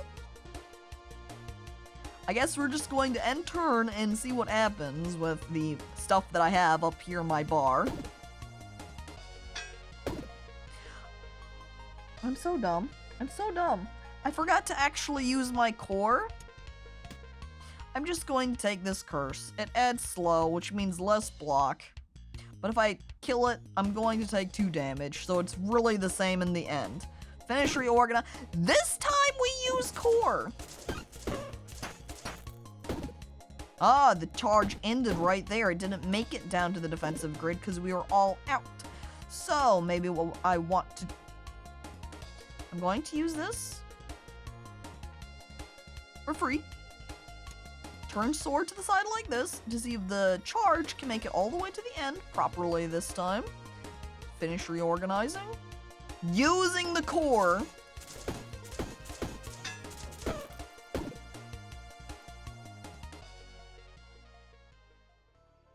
So I think then the charge traveled 1, 2, 3, 4. so it did only add 2 defense. So an amplifier, or the reverser, doesn't really give anything special extra to the grid. I suppose that's it then. As I look more. I cannot make my bag more right. But I could put on, oh. Can I make it more left? I make it super left. I can't make it that far left. Dang it, I can't have that long bag. I can have a really, wait, this isn't that awkward, because what I can then do as I'm grabbing my items is just move these things over here and have it be super long to hit this defensive grid. I don't need another reverser. We've already got one of you. A spiked helmet, however, I will take advantage of. I cannot use this curse of honey that's stuck in my inventory until next time. What do we want to keep? What do we want to ditch? Maximum length achieved. Yeah, now you can see it. Wide bag. Poison potion. Yeah, it technically stacks with my other piece. This item is a projectile, deals 10 damage to all enemies. Does it stay forever, or is it... No, yeah, it says this item is destroyed, so we don't keep it forever. That ivy is scary? Yeah, I'm going to sell it at the merchant we just opened up. Honestly. So what are we ditching? What are we ditching? Perhaps we'll remove this acidic potion. We'll keep poison potion. I move blade down so we can put sapphire above. This damaged knife is a free use for a time. Do you think it just passes harmlessly through the gold? What do you think will happen if it tries to go through gold? I'm curious. I'm also taking the spiked helmet with me. What happens if there are items like gold in the way of the beam? Yeah, I don't know. We're going to find out. I think then I'm going to put the gold at the very end. So it's just going to prevent me from adding on any defense, and we'll kind of see what happens out here. We're also going to load ourselves with the dart. Whoever we fight is going to get darted. We roll. I click the guy. I sell my very dangerous... Hang on, do we have a question mark around here? There is a question mark right here, so it's possible that we could... swap out that herb. However, I don't know that I want to take that risk, as we would have to go through 2 fights, which means 2 fights with poison, where I'm already kind of damaged here. I'm going to sell it. We could buy a vacuum, Chet. Have you ever wanted to walk around with a vacuum in your bag as you journey around through a dungeonous crypt? Do a little backpack cleaning, where the closest item below is pulled up? It really does seem to be the case that Crate is just built around inventory movement, because if you had something like the vacuum, because it is used when you have a beam charged through it. So if you had a bunch of no-cost items, like this vacuum, where you have your beam charged through, say use a blade, it goes through the blade, you have the charge redirected around to go through the blade a second time. I don't know, it seems like the vacuum kinda sucks. Good one, TV. I'm laughing. Doesn't look like there is enough vertical space for the vacuum. No, there's not. I did not build my inventory to work well with the vacuum. This mace looks fancy, deals 16 damage, and adds slow and weak to the enemy. It's also apparently on sale. When I hover over it, it says, hey, on sale. 10 coins, which means we could buy this thing, the little mace right here, which does take 2 energy to use, versus a 7, as I'm looking. This is a good deal. It goes through sword, 1 energy. It goes through wooden blade, twice, 2 energy, but it only deals 14 damage. Whereas with the mace, we could get more damage out of it.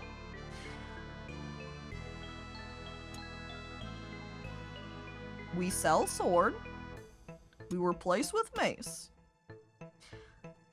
2 energy for 16 damage versus 2 energy for 7 damage twice. Though technically, if we had a sapphire above it, it would build up more, you know? Along that same vein, if we were able to have a bunch of these sapphires or other crystals that stack up that damage, technically we would be able to yield more damage in the end. But the mace is better right now. I wonder if this game will have mods. Having custom components for cargo build would be cool. Alright, back to lurking. Because of the design of the game, it seems like it should be fairly easy to mod, though I say that as a non-programmer. I do not know. So it is, the thought of what people could do mod-wise is very intriguing. This machete is also on sale. Only 3 coin. Doesn't cost. I'm not going to buy it. I'm going to think we're just going to continue to hoard our money and see if we can't use it, spend it elsewhere. Like on this guy, adding 3 damage to a weapon for 10 coins. That means if we had 1 more coin, we could add it onto the mace for extra damage. Super moddable, and that's a Caco guarantee. Write it down. Please quote me on that. Again, as a professional programmer who has gone to school for 25 years, that's right, I went to school starting from the age of, 2? In order to gain my programming degree. You could call me a little bit of a genius.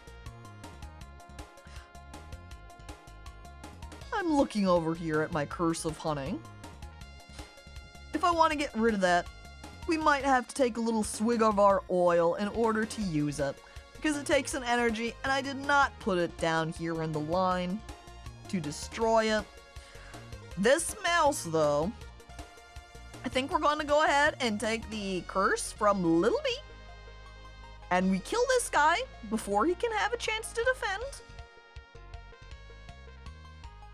And this just adds slow to myself. We'll just take it. I also forgot that I had that dart in my row. I guess we used that then.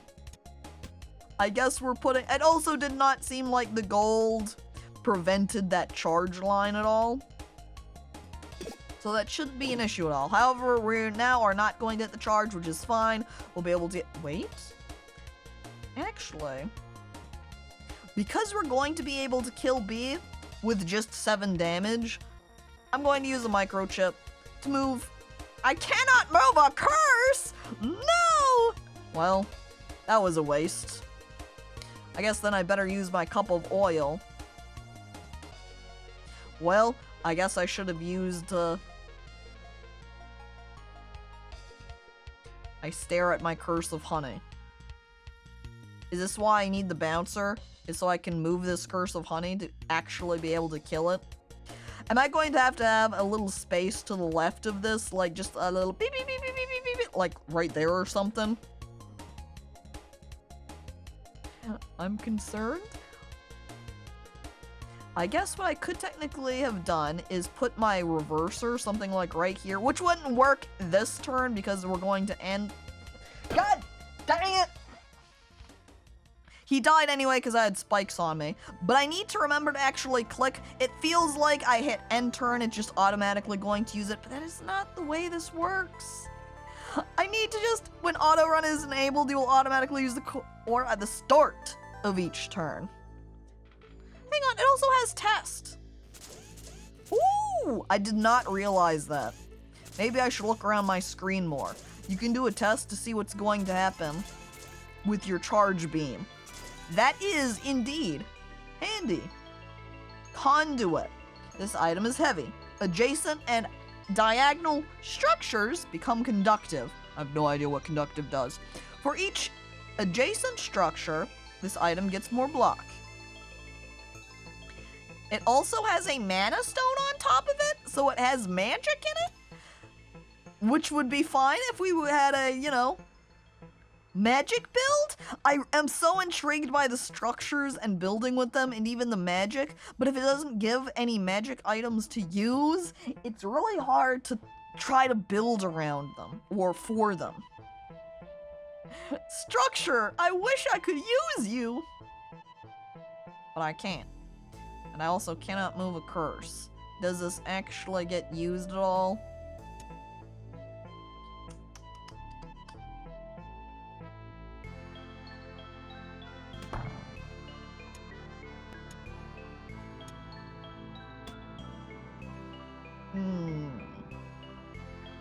I kind of wanted to keep that. Well, I'm gonna say goodbye to this poison. I'm going to now be curious. There we go. It will pass harmlessly over our structure. So we don't have to worry about structure. I'm grabbing structure because it's rare, which means we can sell it. I don't know that I want to grab the rest of my items here. I think what I do want to do is swap places here so that the structure takes a space right there, and then we can drop a... I wish I could do this and just casually get rid of the guy there. What is that? Unused redirects charge? Okay, yeah, it only bounces it back. So we can't have it redirect upward to get rid of this curse. Right, I have to essentially reposition all of our stuff over here in order to kill that curse. We need another method. This was a bad idea for curse placement, I suppose. We are in danger.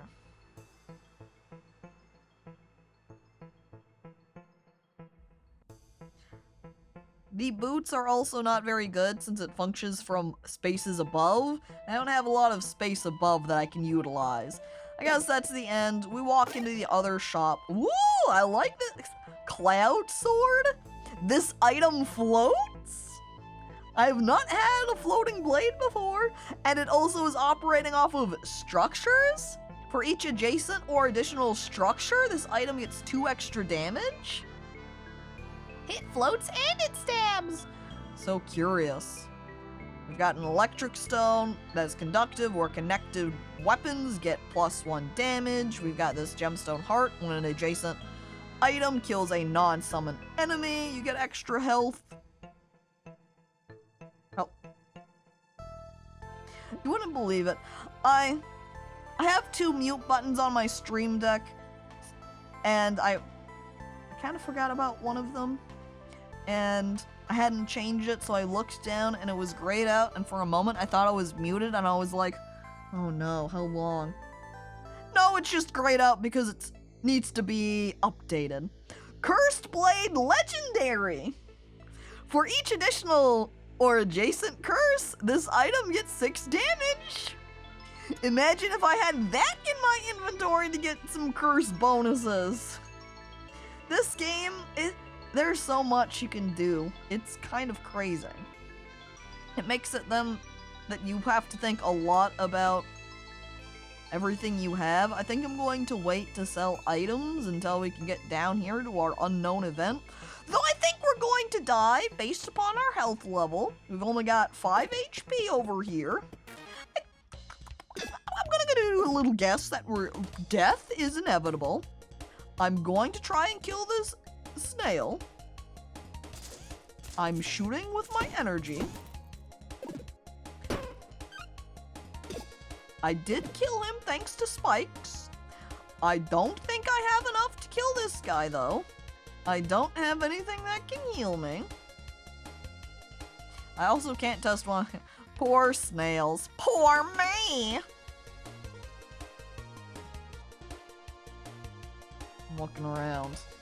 Maybe. As I microchip and flip around my blade. and I make sure I use the core and not forget about it.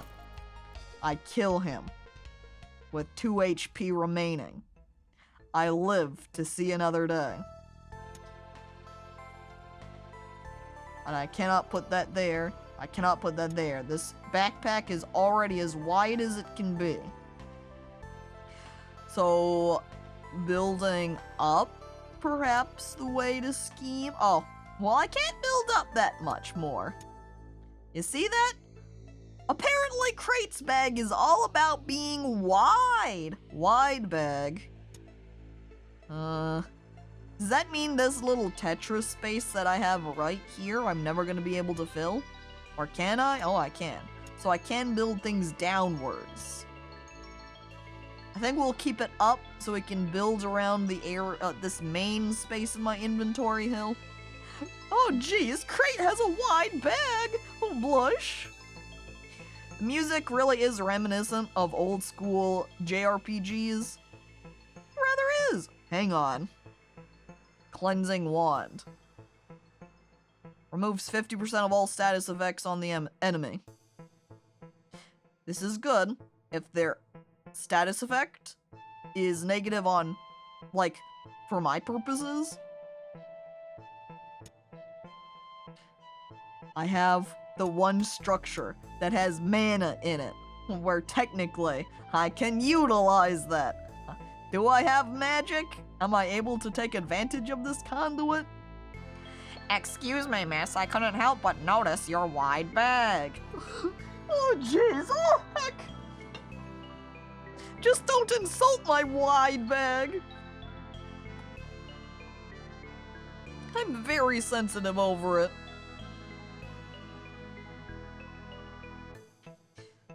Okay, we don't want to replace club and wooden blade. There is this soldier's buckler here now, though, which does increase the damage of adjacent weapons. So if I moved the mace, say, over to here, like right here, and I put shield in this space, here, and put that there, we would be able to have the shield give me a little bit of a damage boost without actually using it. Let me see as I shuffle items around here. As shield is placed there. And we put mace down over to here. Sword right there. So they can all get the boosts in damage. Moving those down. And then I can put the sapphire. Actually, if I even put the... No, I can't do this, because then what happens is that no longer giving that +1 damage to the mace, so... However, if I do this, the mace is only... Wait, deal 17, deal 8. It's better to have the wooden blade get the larger boost, seeing as it's going to do 16 now.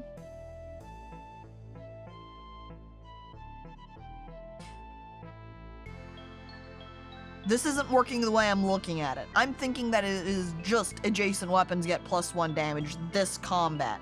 This soldier's buckler functions as a on use. So I have to use it in order to get that +1 damage boost. And because of the way it is positioned, we have to use the soldier's buckler twice if we want it to be in the beam for us to use it. So I am going to take it anyway because it is a rarity. But we don't actually, we're not taking it with the purpose of using it at this point. With our setup currently, this is 1 energy, 2 energy. Gonna flip it back around to here because part of the reason I was letting it hit that and bounce back is so that it can utilize that. As I'm looking around at my inventory items, I think I am also going to position things like so it's connected, so this beam, is connected here, shifting over the defensive grid a little bit. So then what happens is this is going to shoot.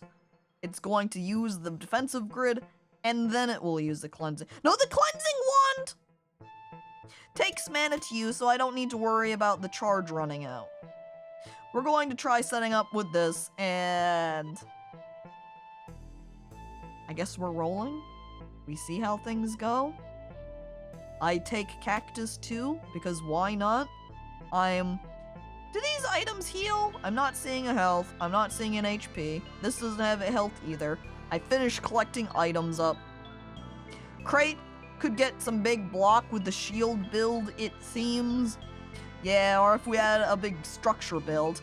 We just have the statue of Anna coming back. Please increase my max HP, which also functions as a little bit of a 5 health heal. Will we be able to survive? We could just go to the next floor, but I don't know if that's the move to make. I don't think we want to buy anything from the shops at all.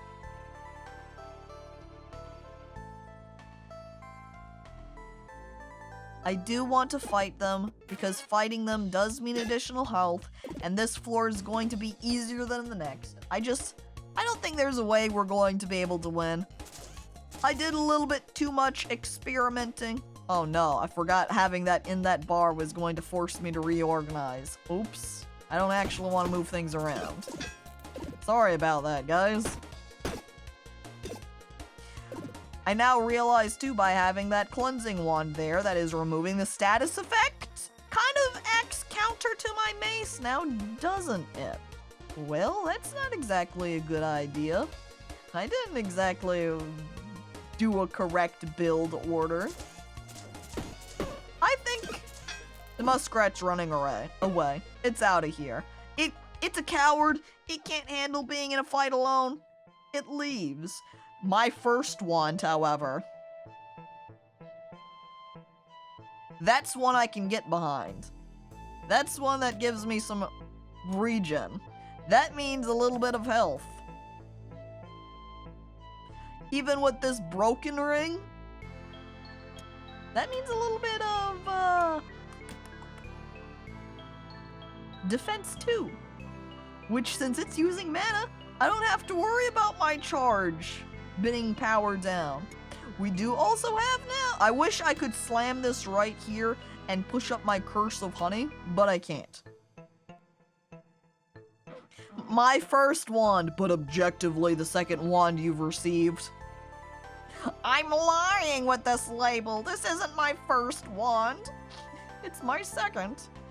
I finished choosing. I'm going to go to the next floor. I have my fingers crossed that there's going to be another merchant there where I can sell my trash if there isn't a question mark to see if we can get the item randomizer NPC. I'm looking at the map. There is one right there. There's one there and there. And there's a merchant! But we have to do a fight. We have to do 2 battles before we can get to it. I look down at my 2 HP. We're doomed. We're dead. This is it. This is game over. There's nothing left of us. We just die. Not end turn. This is part of what has killed me this run, is hitting end turn before I actually use this. Regen? No, it's not going to get used soon enough. I cannot believe I'm still alive. I'm attacking the snail at the back because this snail back here... I forgot about the ring. I forgot about that extra defense it provides me. It's too bad that I've got this slow on me. Well...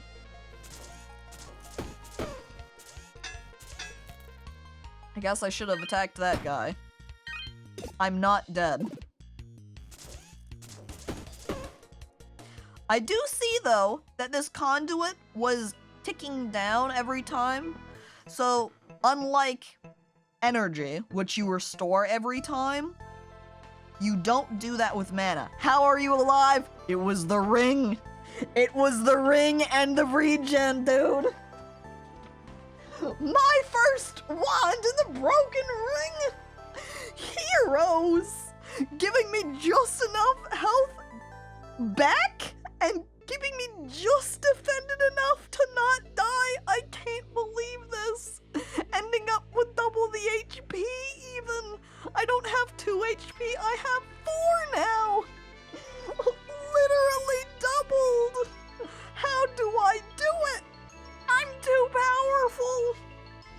My strength, I can feel it building. I don't even want any of this stuff. Well, I kind of want the sapphire, but I don't have room for it, so it's not something I can worry about. If only I could ditch my curse of honey, so I would be able to get more defense out of this broken ring. What do I do? Curse of honey. It's really hard to try to build things now. I need an NPC? Hello? NPCs? NPCs in the area. I think we're gonna drop our cup of oil. We're gonna put in our pretty anklet here. It's uncommon. It's gonna be worth more money than other items like that cup of oil. I guess I'll take that. How do you get rid of curses? You use them. But in order for me to use it, I have to have my charge actually hit it. Which means I would need to position my stuff here to hit that. But I really, because I have such low HP, I can't really essentially sacrifice a turn to get rid of that thing. It can't happen. It cannot happen. Well, now we have to fight this guy to get around. Just the one, though. But he's going to attack us 3 times. So let's see how this goes. I use my core. We use my ring. We get a little bit of regen. We get 12. Oh, look at that. See? And then the spikes I have on me deal extra damage. Thank you, Cactus. The hero. Look at him. He's doomed to die now. I still have my 4 HP. I use my core. I kill him. I cannot believe I have managed to just keep going like this. What a world. What a world. As I'm looking around, is there anything that is locked off here? Because I do have a key opportunity, but nothing, there's nothing locked on this floor, so I'm not incredibly, it's not huge priority to grab that key. I think everything else that's here is just normal common items. And you might say, hey, but you know, you could get a second broken ring to slap up here and get more defense. And yeah, while that is true, it also means that that's less mana available for my first wand, which I do want to be able to use. And now, because this enemy isn't really in my way to access this question mark, we're going to run to our 2 available unknown events. Who is this guy? Will you take a spin? I don't know. That sounds a little bit like a gamble. I want to check this NPC first. My house looks like a Hyatt. Because they're a rabbit. Magician's rabbit.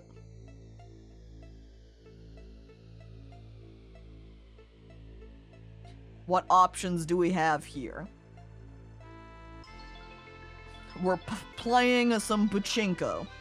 We've got a king cleaver, dealing 6 damage, and all adjacent cleavers are also used. I think that still...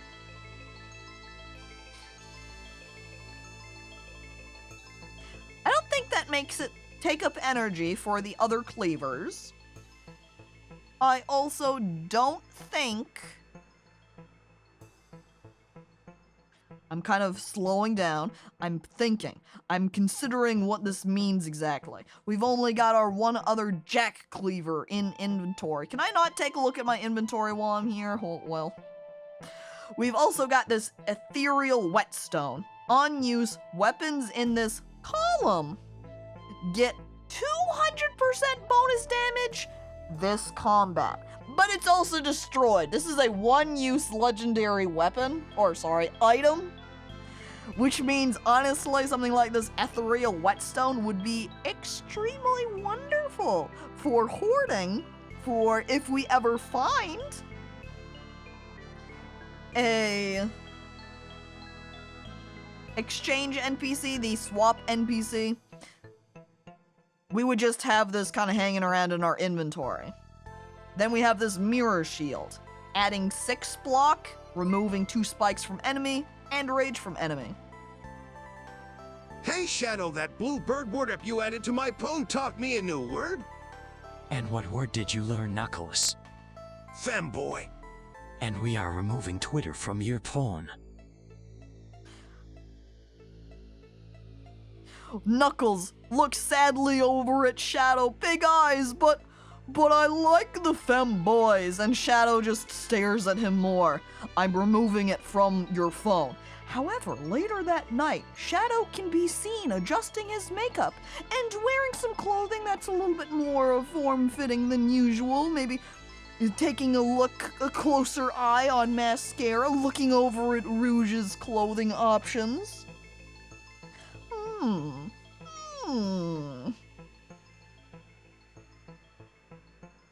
Does Knuckles like femboys? Would he like Shadow better if Shadow was a femboy? Imagine femboy Shadow now? Over here at Diamond, we've got adjacent and diagonal weapons getting +2 damage, so that's just straight up pretty good boost. The longbow is legendary, which is nice. We're not building with bow, though. I think the most intriguing items are these 3. Shadow, everyone keeps saying me about it. Why am I alive?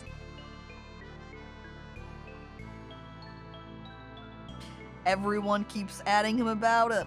Shadow, while he's applying his mascara, has peeked into the room to ask Knuckles asking Shadow this question. You know, this kind of adds an additional layer of humor, though, with the idea that the Knuckles had been doing all of this slang at Shadow previously, and Shadow was just like, what are you saying? When in actuality, Shadow has known this entire time. I think we're going to aim for one of these, because the mirror shield would just be nice to have. The ethereal whetstone would work as an item to hoard for any swaps. And the diamond is just a general nice bonus, too.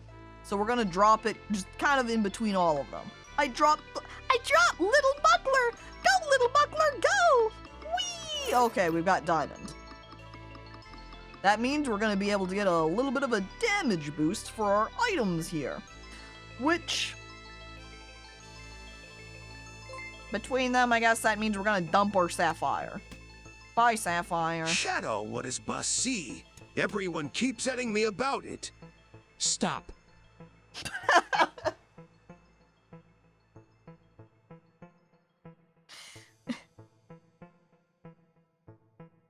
Just stop is honestly...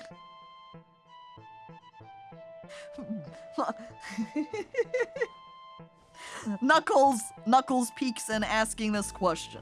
Shadow this time, instead of just questioning himself, stares directly into Knuckles' eyes, deadpan, shaking his head. I think we're going to ditch Pretty Anklet. We move the reverser so we can slide our diamond down and give a damage boost to our sword, which now does 10, which means 20 total. If it gets hit twice, that is, but if it's getting kind of... The charge is being shot through like so, and then is used right afterwards, so it isn't really a 20 damage item here. I would have to turn it on its side, but it does 10. And then we'll get a 20 with mace, which is 30 total, so that's not bad. I wave goodbye to the rabbit. Rabbit, I'm looking around. We're going to the merchant.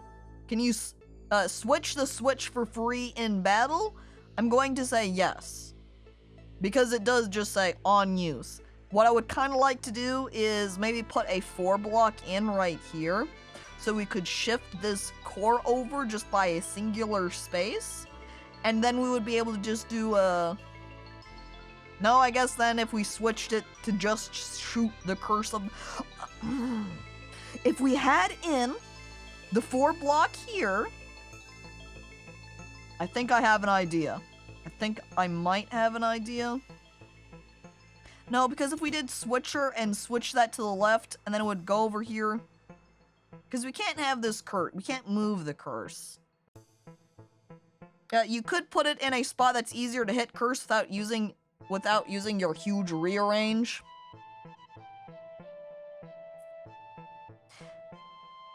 It's kind of a multi-piece situation here where I think I would have to do a decent rearrange in order to hit the curse while still having a chain that I can be doing a little bit of damage and the like. We need to do a little bit of something. Again, it's just a bit difficult when my health is so low already. But I think I would want to do that at maybe the start of the battle so I can just get rid of it right away. And then use my rearrange to put things back in this positioning. But we're going to get rid of Soldier's Buckle. Goodbye. Get the money. Do I want to sell anything else? I think I'm okay right now. I haven't gotten rid of the conduit because it's now useful because of that mana. Is that a chicken helmet? The spiked helmet? No, it's just spiky. There is no chicken helmet. No, the red one? What red one? There's bricks right here. We've got long paladin sword. If you're referring to above to the right of spiked.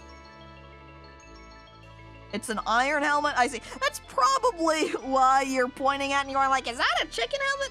To me, this does not look like a chicken. I can see it now a little bit. But to me, it mostly just looks like a helmet that has its little comb on the top of it with the little slit so you can kind of peek through. I think we're going to just sell our Jack Cleavers. Cockhelm Archon. Really? You're looking at that and you're giving it a point too and you're going, Cockhelm. Illegal. Wait a second. I'm squinting at this guy? Mole with fez, tiny glasses. Isn't... Mole, fez, glasses. I'm searching? Oh my god. Oh no. Chet. Secret Squirrel and Morocco Mole. Is it him? Is he the guy? Is he the Morocco Mole and just got an outfit change over here? Excuse me, Morocco? Is that you? Is that a Morocco Mole reference? I don't know if it's intentional or if it's just coincidental because it's not like they look exactly the same, but boy howdy, if they don't look so similar, give me a moment. Wait, hang on. I'm pulling up the image. I'm grabbing it. I'm showing it to you now, chat. Look at the two of them. Compare them. Look at the... We've got pink nose. We've got reflective circular glasses. We've got small fez on head. They're both wearing a red and gold shirt.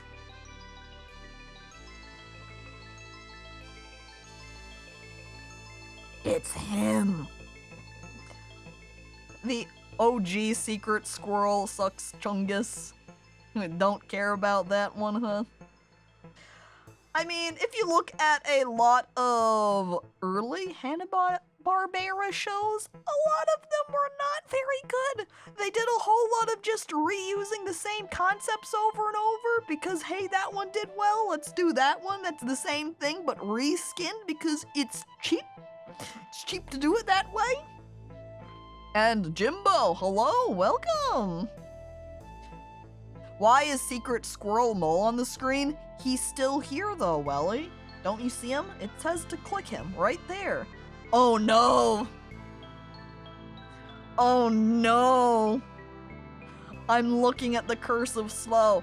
Our other items that we can get out of the spin are this Hercule Pavice. On use adds 2 block. Adjacent shields get used. That would have been alright if I had my other shield, but it's gone now. So really, we would just want this for trade purposes or selling purposes. Hercule Poirot! Oh my goodness, slime! Look at the face of Hercule here on this little circle. He does have the little curled up mustache, just like Hercule Poirot. An anonymous cheerer, cheering 10 bits. It's too bad you're not able to also utilize the text-to-speech with that, huh? But, anonymous cheerer, thank you for the 10 bits. Wishing you could have done text-to-speech. It just falls into the void instead. Everyone stop, I need to check the internet if there is a Dragon Ball Z and Poirot art. Imagine. We've also got masonry tools. Can be used 1 time each combat to create a brick in this row. Imagine getting the masonry tools and doing a complete build redirection to the structures. It's time to build a house. We've also got left glove, which just would be general, hey, look at that, we get a little bit of extra block. We get a jack cleaver back that we just solved. Here we go! We spin the wheel! Gamba! Get the legendary Hercule! Oh. Alright. I guess we're going back to the merchant to sell our other cleaver.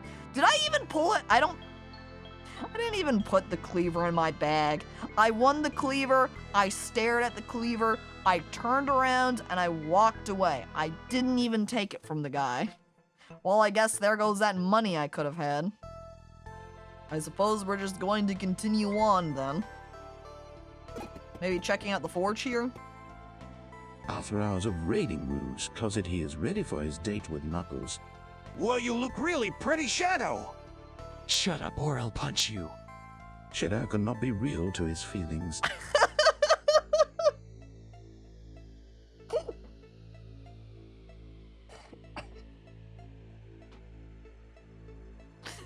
Knuckles, unfortunately as well, because he is always very blunt himself. He thinks that Shadow is serious. Therefore, for the remainder of the date, Knuckles did not say anything, and so they mostly just there, eating their meal in silence. Oh man. Oh no. We can add 2 block to shield, that's not happening. We don't have any armor, we don't have any clothing. This forge is useless to us. We leave. We go over to this chest of valuables to see if there's something good in here for Destroys charge. Creates 2 charges going to the side. Each charge has half the value of the destroyed charge. There's also this switcher that we could utilize. This character is so math heavy. Little bit. I'm not going to take the switcher. We're taking the splitter because it's worth more. So they should. Or does it take it into the side like that? Okay, no, it works like that. So it will redirect up here to the Curse of the Honey for us.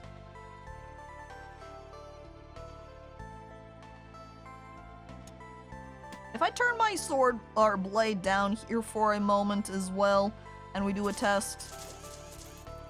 If we do that, that will allow us to both destroy the Curse of the Honey and utilize our ring and regen. So this is great. We'll just have a round where we don't use the blade, and then we can use our microchip to put the blade back into play, and we can move the splitter out of the way, and we got it. We've saved ourselves. Just need to survive one combat and we can remove the curse. Finally, we can be free. I'm going to try to fight the singular Sable. Just one more combat, Arthur.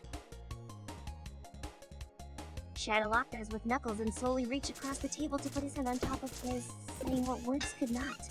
Caco, what are you doing to my story? Am I supposed to be the weeb in this situation? Shadow locked eyes with Knuckles and slowly reached across the table to put his hand on top of his, saying what words could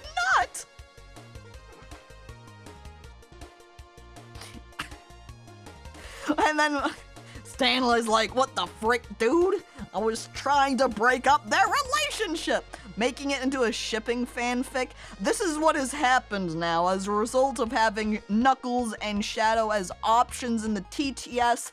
Now they're just gonna start dating. We didn't even want it originally, but it's happening. The characters have taken on a life of their own. Truly hitting the run of fiction. I'm using my microchip, swapping my blade into position, and now in general we can just keep the splitter for emergency uses. If there's ever a time where we do grab another curse and we put it up, say, somewhere kind of awkward, we can rescue ourselves from it. Finish reorganizing. I shoot the beam. I kill the guy. And we have ended up with 2 more HP than last time. Slowly, we build. I never said that shipping was bad. Hey, neither did I. Knight's armor. We don't really have that much space in our inventory. Should we take it anyway, though? Adjacent and diagonal shields and armor get +2 block, and each turn adds 3 block. We don't really have any shields or armor, but hey, it's something, you know. Knuckles and Shadow looked over at the clock. It was 2:45. Knuckles set his box down onto the truck bed as Shadow got into the truck and started the engine. Soon the box would be on its way to the destination. How is that for a shipping fanfic?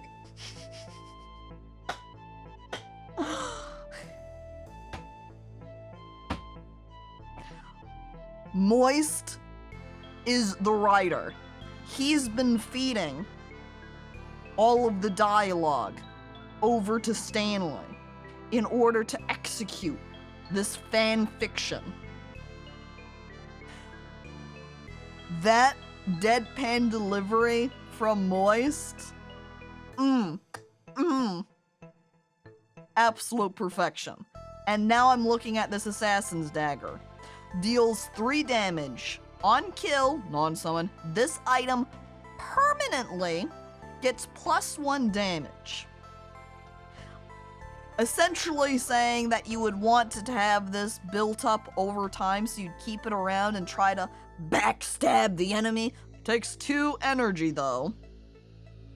And with the way I am always just on this cusp of dying, we're not grabbing this so we can actually use it. This is not what we're going to take advantage of this with. It is not going to work with the way we're going, but I am grabbing it because it's legendary, which means it will be a high dollar item or a good thing for trading. You gotta run some errands, slime. Alright, if you don't make it back before stream ends, buy some good things, or get some errands completed properly. As Shadow and Knuckles left the diner, Shadow tripped on his dress, Knuckles catching him mid-fall. Yeah, you should trip. Shadow blushed and ended up punching Knuckles without thinking. I'm looking at Knuckles. Knuckles, are you okay, Knuckles? I know you're concerned about Shadow, but don't forget to take care of yourself. I think there's something. Do you need to go home early, Knuckles? Are you sure? Is Knuckles the one who tripped? On their words. Oh. Wow.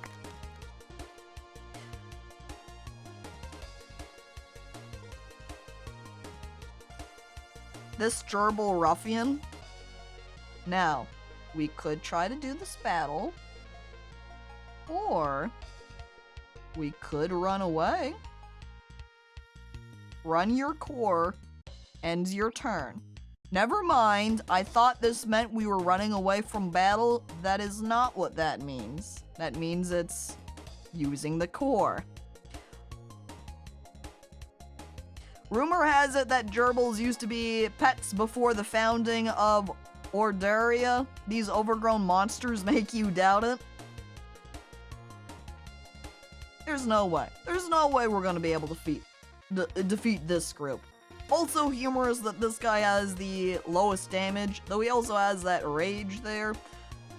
We're not going to survive this. We could survive the other guys because of just... There was only ever one of them. There isn't just one anymore. There's more. We can see our defense going up there to 5, and then 16. We survived through a single round of combat. Shadow scopes Knuckles up into their arms. You can still be strong and address, Knuckles thought. The Shadow took him away. Stop trying to make this date work, even I'm trying to break them up. The story says there's 4 more chapters of slow burn.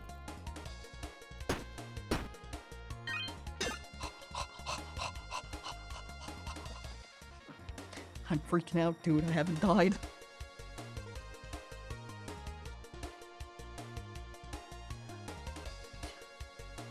It really does work well when you're using the parable voice, as you're trying to constantly redirect the story. The weeb, you, the player, trying to fight back against Stanley Parable. You think you have control of the story, Stanley? I grab my pen and I write out the next part. This is my fan fiction and you can't stop me.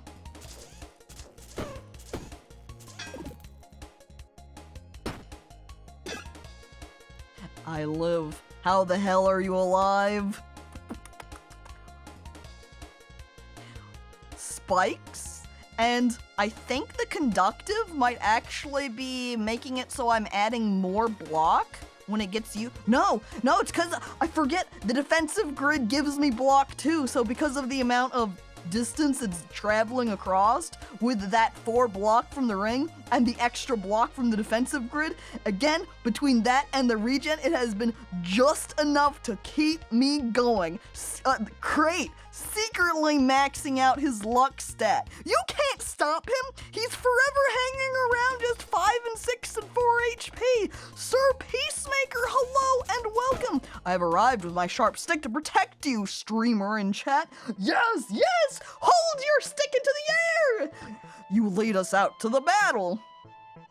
Hanging on by the barest of threads. We will survive. We will continue. We live for just a moment longer. Is this where I want this thing? Would it be more beneficial to put it over here in case I want to build up some addition? Or would it even be? Oh, I don't know about placing it there. I see that I can't place it there anyway because it's only letting me have 2 more spots above. Cannot place it completely down because it, again, looks over at this little section and says, no, you can't have that much space right there. That's too tall. You're afraid of height. You prefer little cramped tunnels. I'm going to put it over here because if we were to get additional mana items, we could take advantage of it. So then if we had a bigger, say, healing staff, healing wand, get more healing items, or mana stones even, we would be able to utilize that, take advantage, build us up. Really put those mana magics to use. Time for the, oh look, it's that red hoodie that I saw in a shop earlier. What is this? It's so fancy.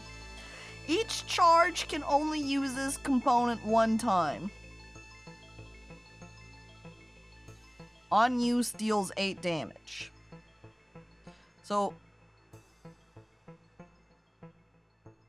this is really intriguing, but my mind instantly feels like it's melting as I try to think about the way I would be connecting my components together in order to take advantage of this.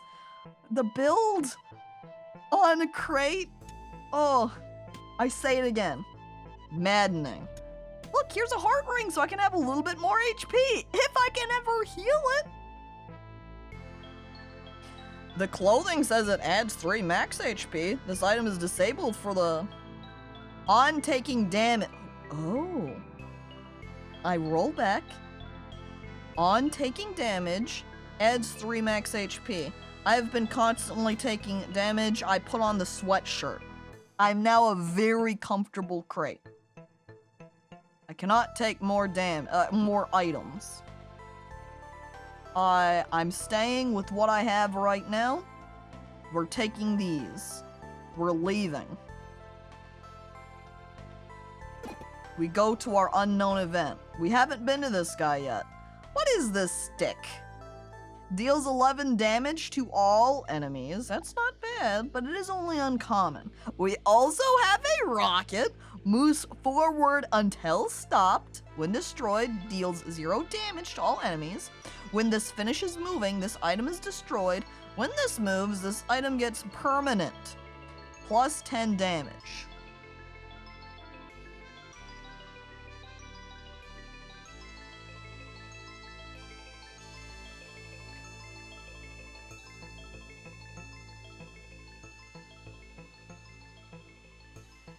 Again, my mind is now just melting as I ponder about how you would place this in your inventory and have it moved around. Would you be able to use the bumper to, say, bounce it around, and would that count as moving, and thus it would get permanent damage that way? So if you had, like, 2 bouncers next to each other, and you had your charge bounce, and then the rocket goes over here, and then you have it hit another bouncer, and then the rocket goes over there, and you would just kind of bounce it back and forth as it slowly builds up damage, and then you walk into the boss room holding this rocket powered up with 200 damage, and you just one-shot the guy?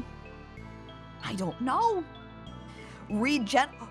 Regenerative whetstone can be used 1 time each turn. On use, adjacent weapons get 1 healing.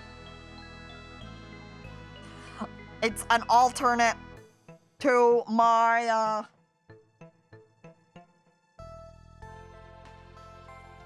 healing staff. The problem though is that if I would need to have another point of energy in my array, because right now when it hits the end on the right and it turns back around, if I was to put this regenerative whetstone up earlier in my chain, it's going to prevent that energy beam from going all the way to the end to hit the defensive core and turning around and going back to the left.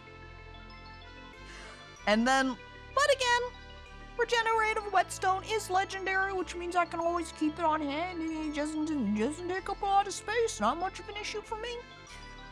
And then these Archangel armors. Adjacent helmets get block. Adjacent footwear loses block. Each turn adds block. Each turn adds haste. I want the regenerative whetstone. I'm going to push it a little bit to the side though, to try to keep from grabbing the rocket, as I would prefer to get Archangel armor or the regenerative whetstone over the rocket. Though then again, it's not like I have space. I can't open up my inventory, but it's not like I have space to hoard the Archangel armor. Not after grabbing that sweater. I'm going to drop it here. We're going to see what happens. Plinko is my Kinko. Jumbo just looks over. What? Please, come on. Yeah. Yeah. No, no, no, no! just a little bit. No!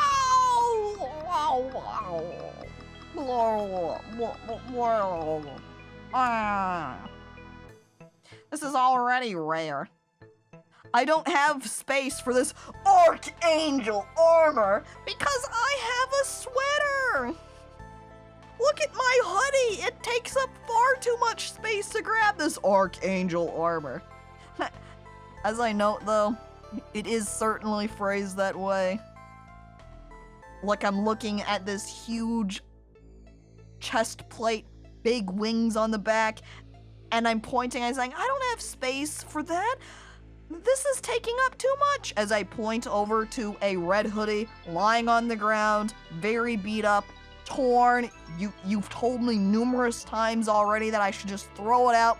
It kind of has a weird odor to it that just doesn't seem to come out in the wash. But they are both rare quality. But I simply can't take this Archangel armor. I don't want to drop what I've got in my inventory currently.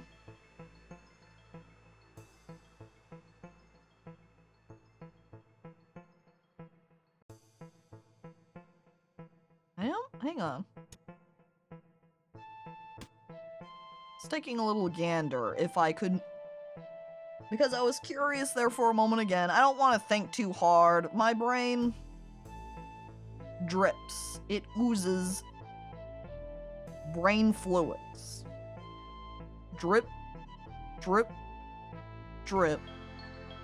Hey, hey, hey. This battle only has one purple snail. You might be thinking, Keko, are you sure you want to do this? And I say yes, because I need the EXP. We have to take what we can get. We could totally kill him anyway. Say, look at this. I've got enough defense. He dies because of my spikes. I don't even take any damage. Honeysuckle adjacent weapons get 3 damage this combat. Disposable battery, a tunic, there's that helmet. We do have a new sapphire. Why not? I might as well throw it into my inventory and take advantage of it, you know? Only 6 XP sad. It's, more than none, you know? As I swap these around, Mace still gets the 2. Grab it all up. Cheer could not be processed. Try again later. Emily, are you getting capped? Capped on the bits? I also now realize the last time you actually cheered 20 bits, not just 10, so... Wow, thanks Emily for the 20-bit point. Well, that's all I want out of this, Roland. I finish my choices. I look around the map. Is there anything that I want to sell? I've got my legendary Assassin's Dagger, which... I think the next floor might actually be the boss floor. So I am just going to sell my Assassin's Dagger. Goodbye, Assassin's Dagger. Look at how much money I have now. There isn't even anything in this shop that I want. And if I go over to... Oh, I can't go to the other one.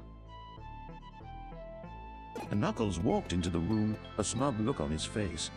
Shadow, I did something nice for you. And Knuckles hands Shadow a freshly cleaned black and red hoodie. You cleaned my lucky sweeter. I'll kill. Aku? He's out of breath. He can't grab it. He just absolutely shocked that Knuckles could have done this to his sweater. No, Shadow fighting back the tears. I'll kill you. As he just holds back the tears, which Shadow is very good at. We're going to kill the porcupine. Porcupine, you think you're gonna live? I don't think so. We kill Porcupine. We wait. And we're also going to prioritize just... I should phrase it like prioritize. I'm thinking. With the way the combat is at the moment, he has 15 armor on. I'm not going to be able to kill the rat wolf. However, we will be able to kill the muskrat over here. So we're going to attack him. Because he will now die when he attacks me with those spikes. Though he did rip through my arm. Or did he? I don't think he did.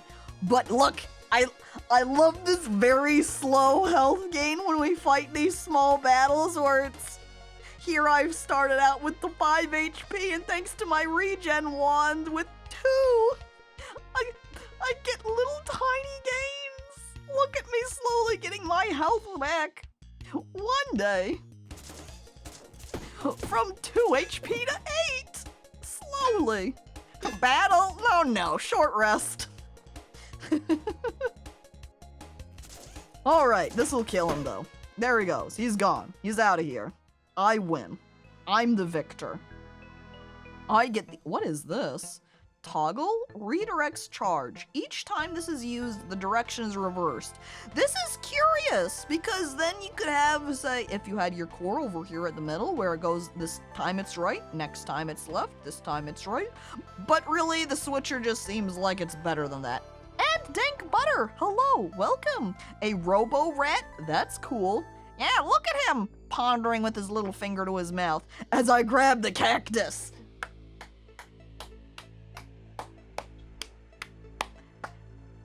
The cactus has been a huge boon so far. The one that we have, with helping to defeat these enemies we've been facing. So now having 2 of them and stack 12 spikes every round? Perfect. That's what we like to see. I grab small key and cactus.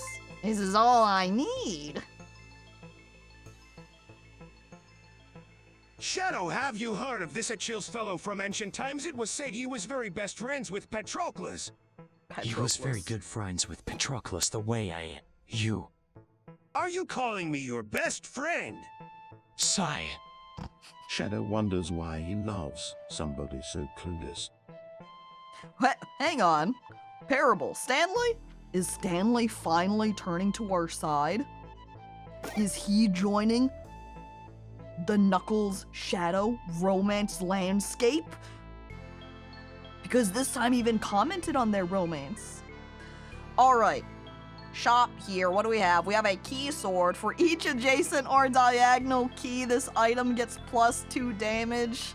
I have 1 key. This keyblade is not happening. I do not want to be Sora over here running around with my key sword. It is not my style. The Shiv's not bad because then we would get free 1 or maybe not 1. Because if I had it say somewhere along here, that would be a little bit more, you know. There is also this wizard hat. 35. Adds 4 mana to connected mana networks. I look at my 3. We're killing the reverser. Oh look, the battle with only a few rats. An opportune time to rest up my little. I'm gonna die. Please stop panicking, player. We have my first wand, which is objectively my second wand.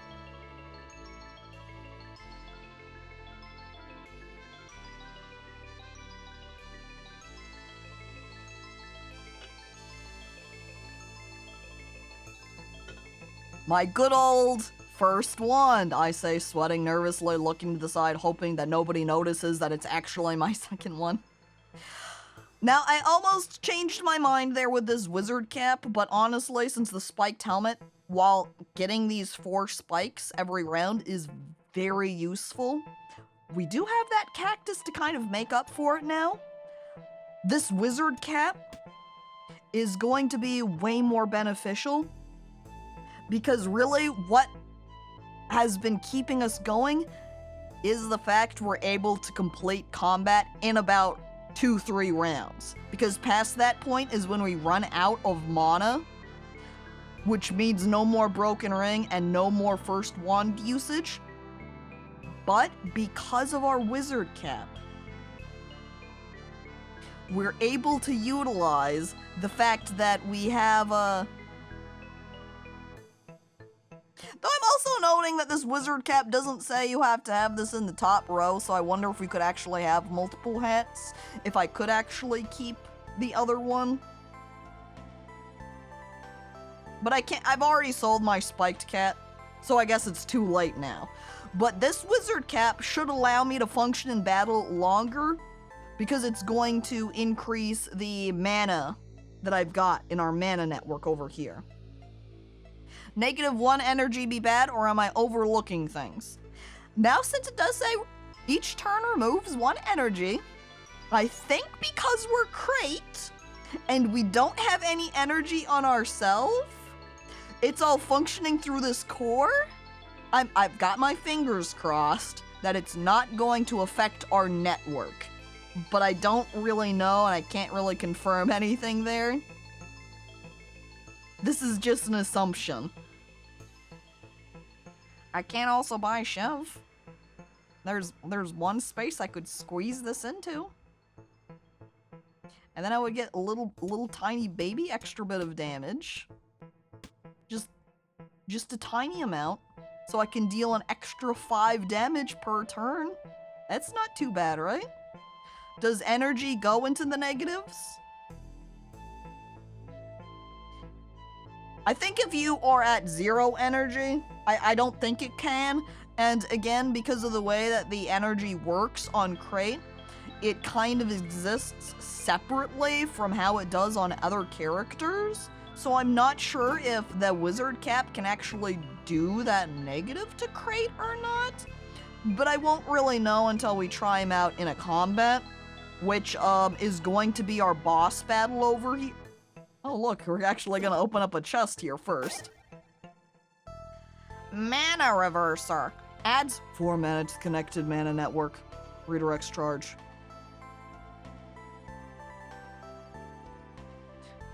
Oh boy, there's nothing I can do. I can't take advantage of this. I don't care about it. I'm sorry, mana reverser. You can't help me now. I'm not going to take anything. I'm just turning, and I'm walking, and we're going into the boss, and we're seeing if we can do it with our build as we are. Are you ready, chat? This is pretty much a 100% Gamba battle. We're going in. I shoot my core. See, 4 energy. It goes all the way through, and the wizard hat can't do anything. And it has restored the mana to my network. The wizard hat, making it so we can continue our battle. I think the wizard hat has made it so that we won't die. I think we can actually beat the boss now because of this wizard hat, and if we didn't have this wizard hat, I think we would just die at this point, because we wouldn't be able to heal ourselves with this mana wand, and we wouldn't get our little bit of extra defense out of our broken ring. I shoot the beam again. Look at the damage we do. With even the extra bonus, remember that the mace does add on that weak and the slow onto him. Keeping that built up. Look as I go from 10 to 13 damage of HP on myself.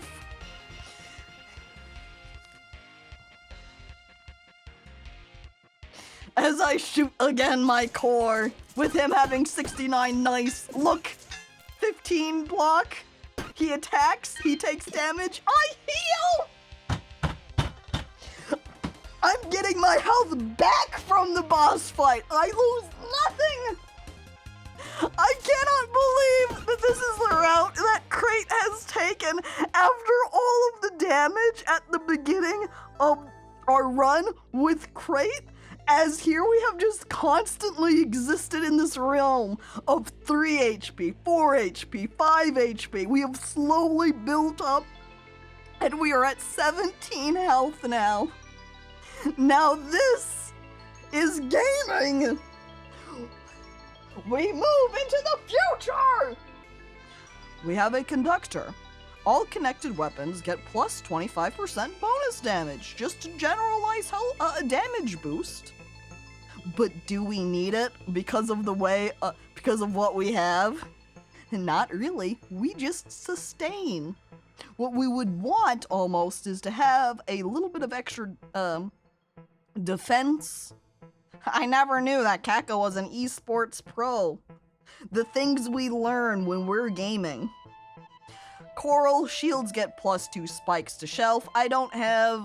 to self. I don't have any shields. We also have spice. All consumables get rage. I never use any items! Which, honestly, in the end, then, makes the conductor here, I think, the best item. I like we've gotten a mana stone over here. I can't even fit it over in my mana network. Right now, I don't even really need it in my mana network because I've got this wizard cap over here that keeps us sustained. Though then it would be able to cap us off. What we could always do is drop off 2 of our... That probably is for the best, is to simply kill 2 of our sapphires and use the conductor instead. What I'm not entirely sure of, since it has all connected weapons and these aren't conductive, if they need to be conductive in order to utilize this conductor, I don't really know. I don't know if it's the conductive means they just kind of channel all through each other and you don't have to say, these things have to be adjacent, you know? I'm going to move these out of the way and slide this conductor in. And this does say 12 damage, 5 damage, 19 damage. So, we're going to swap places here. No, then our blade does not get the diamond boost, so that's not ideal. I would love for the Shiv to stay next to the diamond so that it can get that boost. But I'm not sure that I can really position it so it can maintain it. Now as it's here again, sword has to...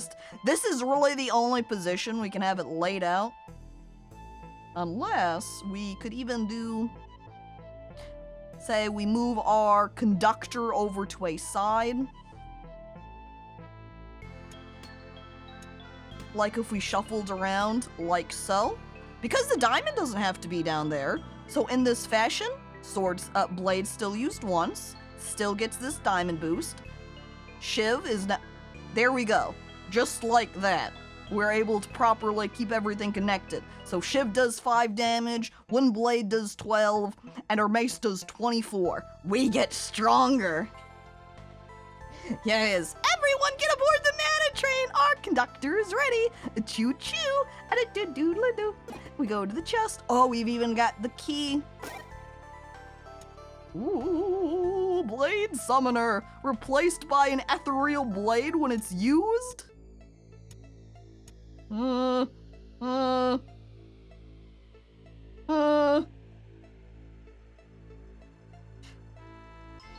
would love to have this so I can see exactly what an ethereal blade is. Or what an ethereal blade is like. But it's just, I think it's too risky. I know generally we like doing the gamba, and we've done so to get to this point.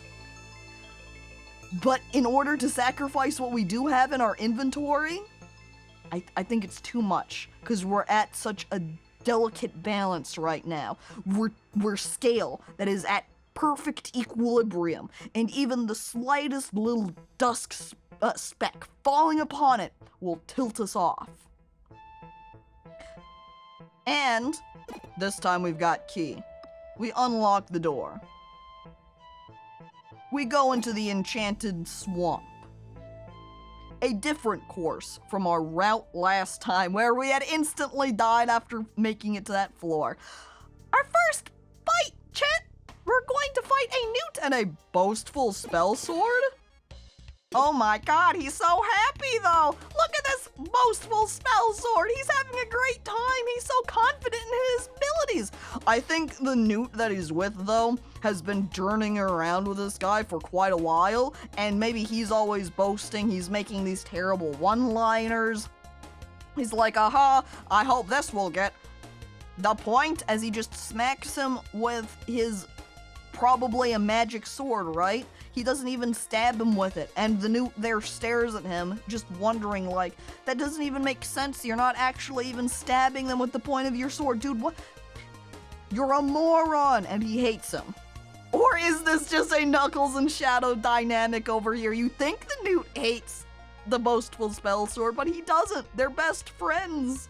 And Sick, hello, welcome! Look at that build of weak. Holy hell. What?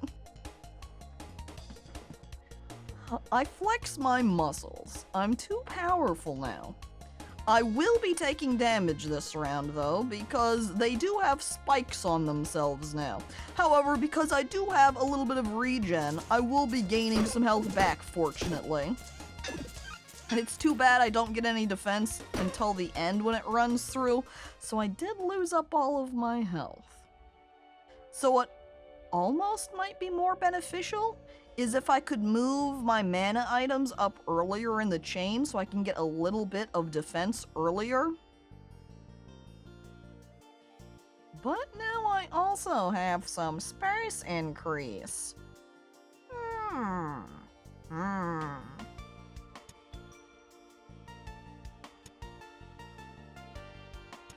Can't build out that way, and I can't build down. It does let me do weird Tetris stacking like so. If I sacrifice the one square. Or I actually could just do this. This will allow me to have extra space if I want to attach more stuff to my mana network. So I think this is going to be the better bet. We're going to take that. I look at my items and we do have a shield that we could... Yeah! Cactus! I put that in my inventory. Spiked scale. Adjacent shields get +1 spikes to self. But adjacent weapons get -1 damage. Well, nothing's nearby. Unconcerned. Reactive core can be used one time each turn. When an adjacent weapon is used, creates a charge with 1 energy.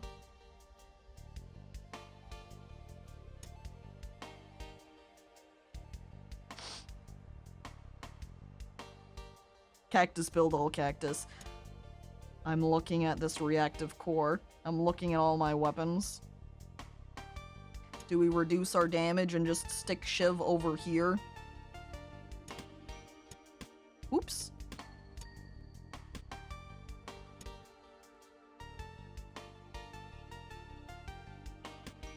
And then if I put the reactive core right here.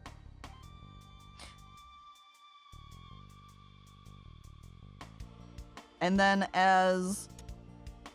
Let me hit the test option to make sure this doesn't destroy anything. Let me try this test instead.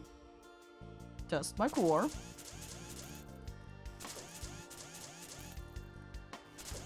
I guess at this point is where I need one of the... I do have the splitter though. Hang on. Hang on. If I move my heart ring out of the way here and say I stick my Shiv right there. Well, that certainly kills everything and is not beneficial to me. It doesn't make it... Though, white... I could see something that is throwing it off too, though, is the fact that the weapon actually has to attack in order to build up the energy. I'm not sure exactly where this is shooting either, if it's shooting forward or what exactly. It would almost be useful if I had a space over here so I could test it. I can't really properly test this at all.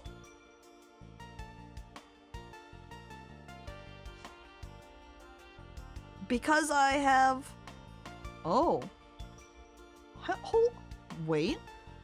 Wait. As I hit the test... Something that I didn't think about until now. How this goes to the end and then just dies.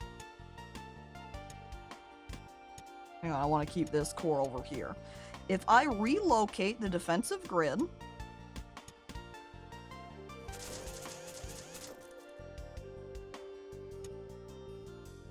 How do I get this to shoot down and not up?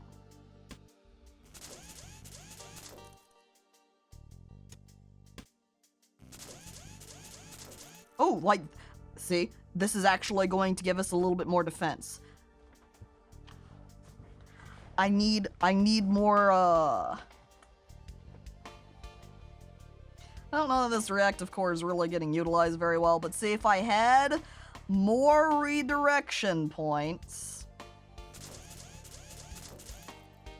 But this is going, because the charge is moving further before it actually hits the defensive grid, that means more defense for me. If only I could, what I need is that reflector. I feel like something with that would work well, where if I had more of an angle so it could go, just trying to think of how I could, there's different routes I can take. Right now, because I don't have any items that I could take advantage of it with, it doesn't really matter in the end, so I'm not going to get too worried about it. I am going to go ahead and grab this spiked scale, because while I can't use it, it is a rare item, which means I'll be able to sell it for more. Wait, this counts as a shield? It does count as a shield. It adds 1 spike to self now when it's used. Thank you, spiked scale, giving me 1 little spike when it hits that defensive grid. What a nice little bonus. Oh, there's also Merchant over here. What do we have from Merchant? We've got a crab cactus. Oh, adorable. When attacked, adds 2 spikes to self. We've got this Warrior Spellbook, which adds mana to Connected Mana Network. Adjacent and diagonal weapons get more damage for attacks. There's that Poison Whetstone, which can be used 1 time each turn. Adds 1 poison to self. Weapons in this row get poison as well. Don't care about the Poison Whetstone. Cactus for the cactus build!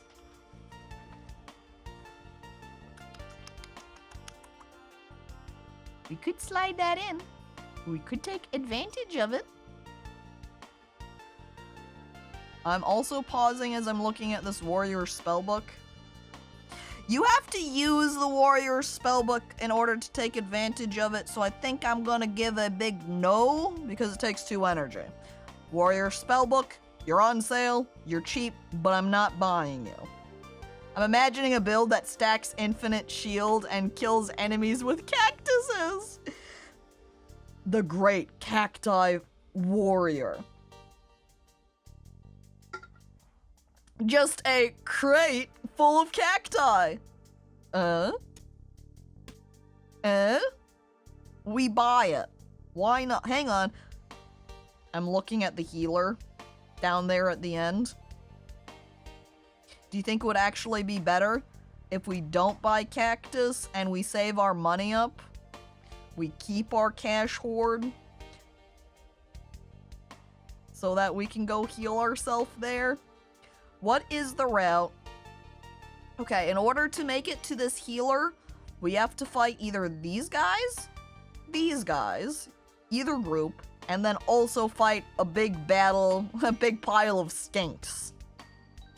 I'm thinking we should be able to do it. I think we could manage it. I'm going to wait on the cacti. Whoa. Check out this enemy we're going to fight. They look pretty good. Fancy, edgy. Look at that dripping eyeliner line. Do I have a key? There's a locked door right here. Chest. Charger. Destroys charges. First charge is stored. Second charge releases twice the energy stored. I can't do it. I cannot do it. The amount of space I have taken up in my inventory and the amount I'm already being tossed around over what the hell is going on with all of my charges in the first place, I don't think I can manage doing this. I would have to put way more brain power into what's happening with Crate in order to manage it. I think what we're going to do is, because when this sharp rotator is used, maybe what we could manage to do is, if I stick this over here, we're going to do a little bit of a test. And if I put sharp rotator right here, nope, it kills it. We can't utilize that then. That's unfortunate. Since The reason it's dying, of course, is because it takes up 1 energy. And I think we only have 1 energy remaining when it gets down here. Do you think... How much does it have when it hits that point? Nope, that kills it there too. Okay.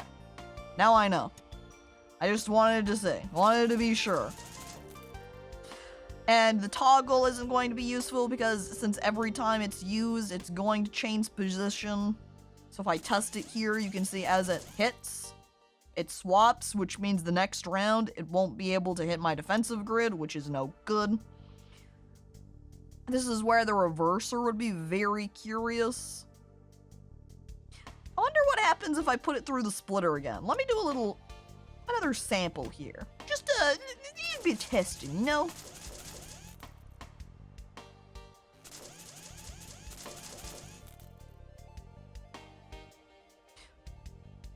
Okay. Okay. We move things around a little bit. So I'm trying to recall exactly how I had things positioned over here.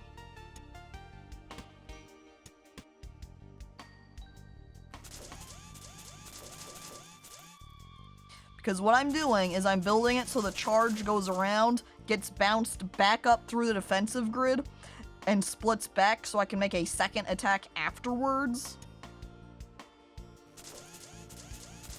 Now I just need to make sure that my position of the items over here... Did I move the Shiv out? Or has the Shiv just been sitting here since I had to reposition some other things for that reactive core?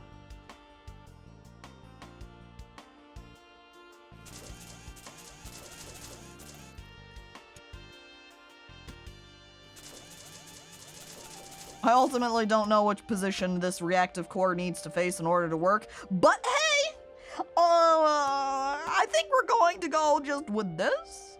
What we've got here, in the now, in the current present times.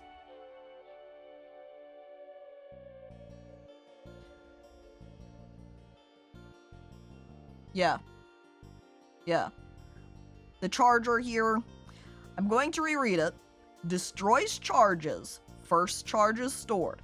Second charge releases twice the energy stored.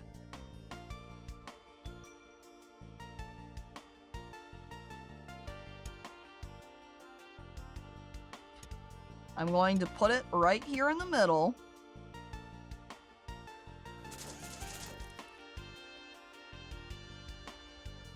And then it just stops because it's storing the energy. No, it's like shooting it back. Oh no, it swaps every turn.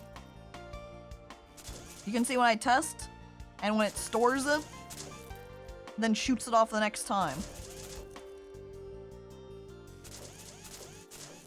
That's so bizarre. It's really interesting, and I feel like there would be some good usage out of that.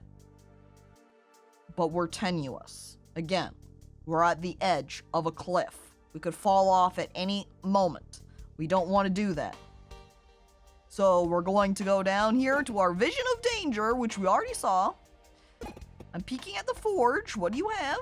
You can add 3 damage to a weapon, 2 block to shield, 1 regen to a ring. I'm looking back earlier. I see the cactus, it's still there on the merchant counter. But then I look back over here and observe how I could add 1 regen to our ring over here, allowing us to build up a little bit more health each time. I'm also looking around at the other rings I have in my inventory. I've got Heart Ring, which I haven't really been using a ton of. I should say I don't really have. Period. There are no other rings in my inventory.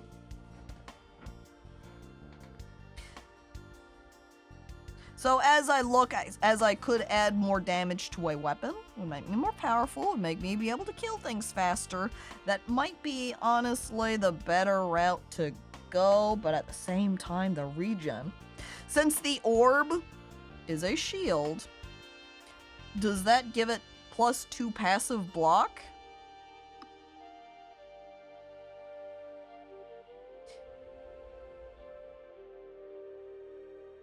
No?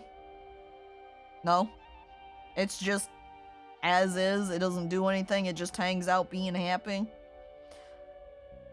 Unless you mean with this add to block. Well, if it adds it into the group of on use, then it would only add that extra 2 block on use, which would mean it is a free 2 defense, which wouldn't be too bad either.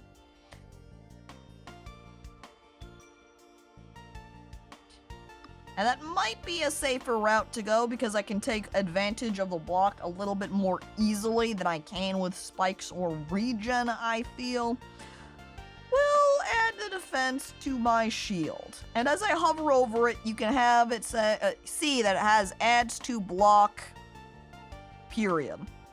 So rather than, so it does just kind of, as soon as it's used, I get that 2 block. And now we could open up this merchant. But we want to prioritize, I guess, either direction. I don't know what is easier, harder, the turtle and skink, or the honey badger and honey guide.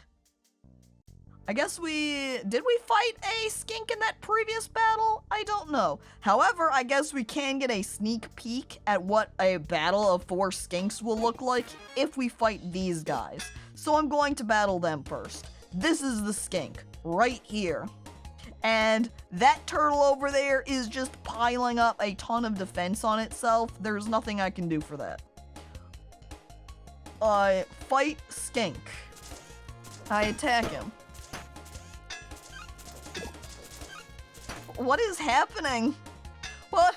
I think it was like splitting and going back between my amplifier and sword a bunch of times. What was that madness? The reactive core? Hello? Are you okay? I shoot this again, and I'm going to watch as it bounces around here this time. As it goes up, hits that. This is, you know, this actually is not bad. This was a great idea fighting this turtle, honestly. Because it is a great opportunity to build my health back up. Look at me. Yeah, give me that health regen of 10! Baby! And look, we're going to kill him this time now, too. I'm back! Crate is okay.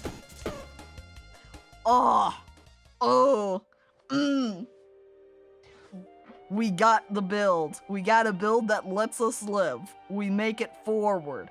I'm not sure how this works, but it works. I don't want any of these items either. I shove them to the ground and I run away. I peek into the shop just to see what they have. Oh look, there's that hoodie again. By the way, that last battle. Yeah, I got 3 HP out of it. Do I want any of these? I don't think so. One other thing, by putting the healing at the end, if you kill the enemies too early, then you don't heal that turn. Even if I put the healing at the end of my chain here, it doesn't actually make a difference if I heal at the beginning of my attacks or at the end, for the purpose that this is a 2 regen, so it doesn't heal me until the start of my next turn. So it isn't an instant health right away. It's one that happens over time. So if these weapons on the left did kill them straight away, it wouldn't matter, because if I put the health stuff up first, I still wouldn't be utilizing it. I have to make it to a second turn in order to get it. So, we saw the skink. We move forward into battle. Goodbye. This build is wild. It really is. I can't believe we've managed this. I shoot the core, and we're just going to fight the guys now from left to right. Look at it go! So much more complicated than Purse, but so worth it.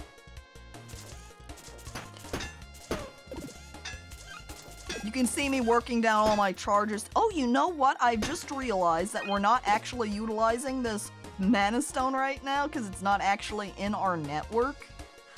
So I'm going to swap these. It does mean that this spiked scale isn't actually going to do anything, but really I don't care because you can see we've killed all of those skinks already, but we only have 3 spikes, which means we have not taken damage at all, so none of these spikes have gotten used. The only reason I have 3 spikes here is because of my 1 rose of thorns over here. Getting stronger every fight, at least building up my HP every fight. Yahoo! What is this? Grinder? For each space the destroyed item occupied, this gets 1 energy. For each space the destroyed item occupied, does that mean when we drop something in here and it get, Or, on use, the adjacent item above is destroyed. This is a very weird one. That would be taking a lot of mind power to think about what's happening there. I'm not taking any of these. I'm waving goodbye. I'm swapping the placement between Spiked Scale and Mana Stone, so we've got 4 mana to work with here, so we'll get 1 extra use out of one of our 2 magic items. And we move on. We go to the healer. And now my plan was to heal me for this just 25 health. But because I have healed myself up so much, I'm just gonna increase my max health, dude. Pardon me while I bring that up to 58. And now we can make our way over to these honey badgers. We can kill them. This isn't a problem. I love this honey guide with his little hat and cape. He's looking pretty fabulous. I'm going to kill him, and I'm going to take them for myself. You-do-do. This build just plays itself. Look at me go! Pretty much what happens at the end of my turn is I just use a ton of magic. As I just go and I'm like, regen, shield, regen, shield. And then when it's done doing that, it goes back over to the sword. See, look at that. He's dead. He's dead. We kill him. He is dead. He's gone. Goodbye. 2 fingers. And now I'm at max HP. I love this build. I love this build. This build is too good. Guess what I could do now at this point? I'm sorry, Cac. Oh, large. Excuse me. Goodbye, old Mana Stone. I'm taking new Mana Stone. I'm also going to not drop off the spike because I want that. I'm going to ditch one of our cacti because it's not getting used. I'm hoarding this one. Wait, adjacent weapons get -1 damage? Okay, we shuffle that one out of the way. What I do is I'm moving the reverser to be right here.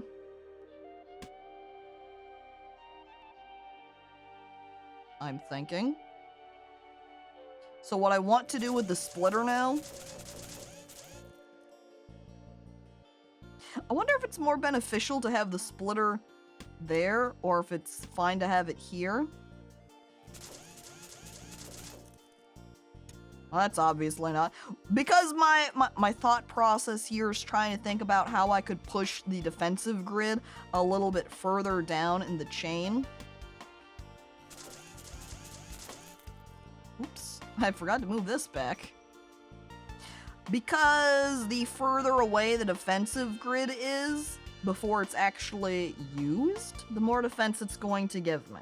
But I would have to get several rotators in order to use it. Wonder if I just should have more mana stones up in here, you know? Whee! Use as much magic as possible, please! Piston. The adjacent item above is pushed up. I don't want it. I don't want those other pieces. I'm staying with my build. I need nothing. I open the chest filled with garbage I don't care about. All of this, don't want it. Don't need it. Did I ever grab a key? No. to go to the next floor. Goodbye, cactus. I guess we're not really doing a cacti build. Oh, maybe I should have sold that spiked scale. Too late. Do we have any question mark? Immediately. There's a spiked scale. I also enjoy that there's a locked door. There we go. Right here. So I could... Essentially, I could say, hey, if I want this chest, I'm going to fight both of these guys and get around. Or I say, I do not want to fight these guys, and therefore I unlock this door to avoid them. But we don't want that. Spin and see what you get. I love Gamba. I need more space for Gamba, though. There's one more question mark here. If we can get over to that question mark, we could try Gamba-ing our spiked shield. Though we might end up ditching it. I don't really know. Should I just see what we're able to even spin in this from this guy? He's got a teddy bear sword. For each adjacent accessory, this item gets +2 damage, and on use it deals 7 damage. Straight away, this is preferable to our current weapon. I can't look at my inventory again, but this is better than the wooden sword that we've been using. Just period. It is better. Because even if it didn't have... Because it deals the same amount of damage, it takes the same amount of energy. So the only difference is this item gets +2 damage for the adjacent accessories. All we have to do is move things towards it. We have this Jade Axe, which takes 2 money? 2 cash dollars? This just can't be buffed by gems? It has the exception? Oh, you're right, because since this is an accessory, it is not a weapon itself. And since the gems only apply to weapons, I can't use them. So that is a downside. So yeah, with those tags, it does affect the way it would have to position everything. Though that, at the same time, does give me a different kind of freedom. Since right now the only gems that I have are the diamond and the sapphire gem. But I think I have more accessories by comparison. It just becomes a little bit more strenuous for inventory position. Actually, I could just straight say done to him. I could move away from him temporarily and just peek at my inventory here. Because these 2 rings that I have both count as accessories, so if I... See, and the wooden blade right now is only utilized... No, it's not. It is using the gem still. If I was able to place... I would have to do a lot more inventory movement. Hat does not count as an accessory piece. If I put teddy bear here, we would be able to move... We would have to do a little bit of movement around this just general area, but say all of these right here are all accessories, so there is we've got a lot of items where we can take advantage of the fact that downside, it does not get a 25% damage boost, though maybe that's not necessarily a bad thing, because right now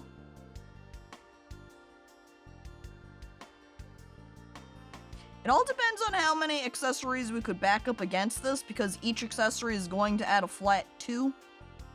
So in order for it to meet the same damage amount, right now, since it's default 7 to 4, 6. I think this is just an easier way. We'd probably edge a lot more. We might get a couple of points out of it. Honestly, I'm not sure it's quite enough for me to really, again, put all the thought into, just for an extra point or 2 or damage. And then on the Jade Axe, it is like what you say, well, being a pay-to-win axe, I'm going to go poor. We've got this Assassin's Dagger again. There's that Dodge Potion, Vampiric Axe. Ultimately, with most of these, since this one is a deal vampirism, it is not damage, which means some of our boosts aren't going to apply to that either, because they say, this adds on damage. So I don't know if it's gonna stack quite the same. By the way, F-Trash, hello and welcome. So, as I ponder around my options, really the benefits here would be getting items that we could sell or we could trade, but there is the risk of also getting this curse, which we would have to take damage to remove it. I hope this game has a glossary of what all the terms mean. You just have to memorize them. Put it in the glossary of your mind, or the Wikipedia for it, right? Hats are not accessories. Are you saying fedoras are a must-have? No, they're hats. You can see over here with my wizard cap counting as helmet armor that a fedora is not an accessory. It would qualify as the same, a helmet armor piece. Glossary of these nuts. Wah. Got 'em, Jimbo. Hats are accessories. I beg to differ. I know, because chickens are allowed to wear them in SS-13. Oh no, conflictory rules over there in SS-13. They can wear, they're not allowed to wear clothes, but they can accessorize. So if you're down here dungeoneering, the fedora would be a helmet armor. If you're up in space, however, it now is an accessory. I thought she was going to say glossary of your mom. Get glossary. For real, for real. On God. I'm only going to read that as Ong, by the way. And then just think of the live-action Avatar movie. Do you see this? I end up with 22 defense after it runs through to the end of my turn. I'm too strong. I can't be stopped. They're never gonna be able to hurt me, and then I just heal it all back. Look at me go! I do also see that I come off with an excess of 2 mana. So I don't need the 1 mana stone right here, so if I want to swap it out for, say, this Ring of Rage, which adds 1 rage to myself, don't mind if I do. I'm angry now. However, I have to use it and it costs mana, which means I would need it up here in my chain.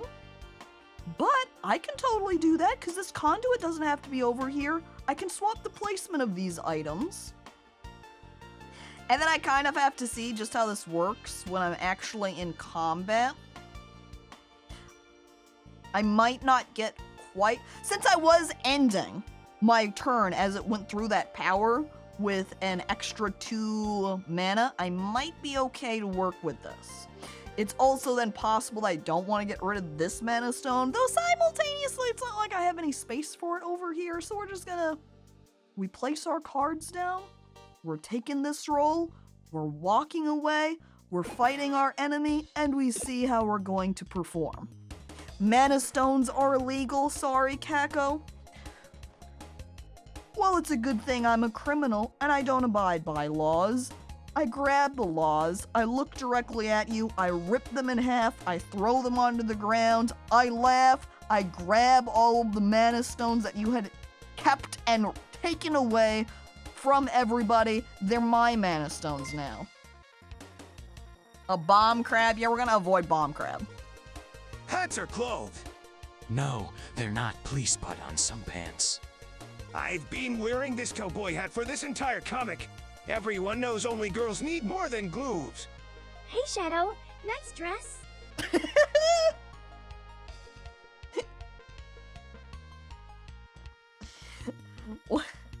Emily, thank you for the bits. That was such... What a journey. What a TTS journey from there. By the way, hello, Prowler. Welcome. I'm going to attack Boastful Spell Sword in the middle first and aim to take him down. And thank you for following, F-Trash. Appreciated. Yeah, the glooves were also very good. We fight him, and then since we finish off at the... off the ends, look, see, I've ended up with that 1 rage. And then we can kill the guy in the back. This build is so wild. Like, all of this defense that I build up. You think you're gonna explode, bomb guy? I kill him, too. You can't kill me. Any of these monsters thinking they can get me? No, you can't. I heal too much. I defend for too much. I do a decent amount of damage that I just keep going.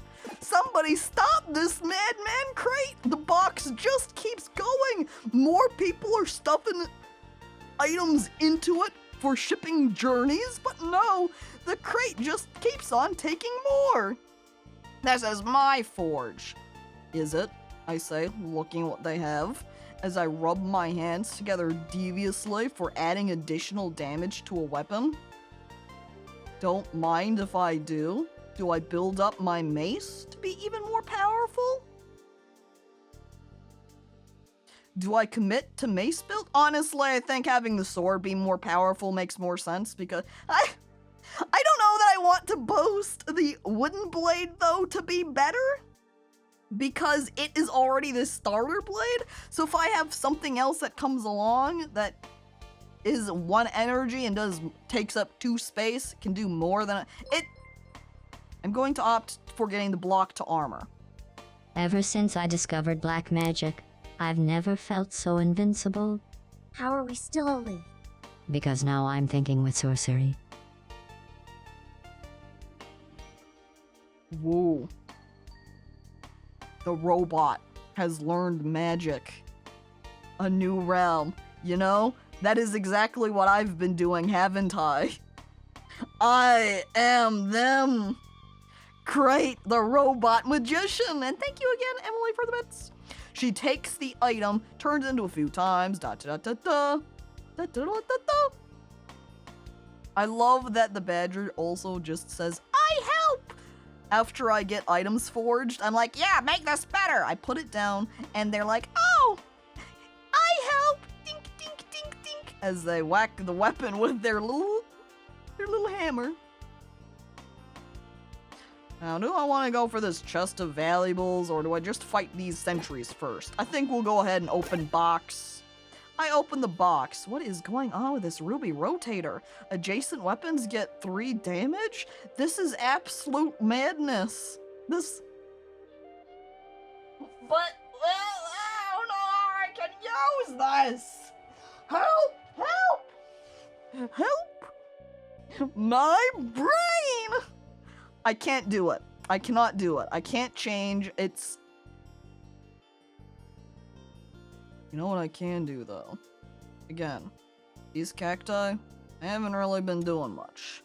I remove cacti. I take ruby rotator, purely for the purpose of being able to transform or sell it. Goodbye, cacti. I take the ruby now. Do I need it? Hang on. Adjacent... I don't act... I cry. Don't worry, Emily. I still have 1 remaining. Now what I can do with the ruby rotator is just place it right here so that my weapons can get the damage boost anyway. I don't need to actually use the ruby rotator in order to power up my weapons. It's too bad. I need something else aside from this almost. If I could just have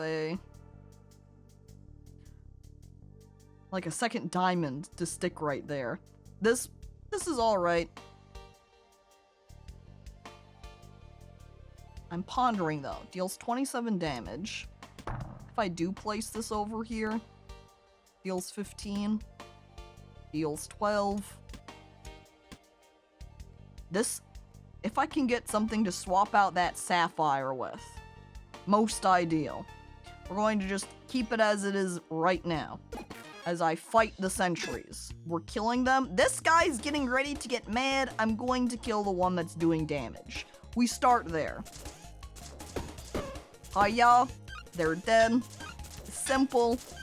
As it just runs through all, I swear, doing the run through is really hilarious just because of the way it goes pew, pew, pew, pew, pew, pew, pew, pew, pew, as it just gets kind of stuck over here for a hot minute because it's built up so much energy, I think, from over here. I think that's what's happening is my weapons over here have built up a bunch of energy, so the splitter just shoots it through several times before it actually gets low enough to actually not split anymore.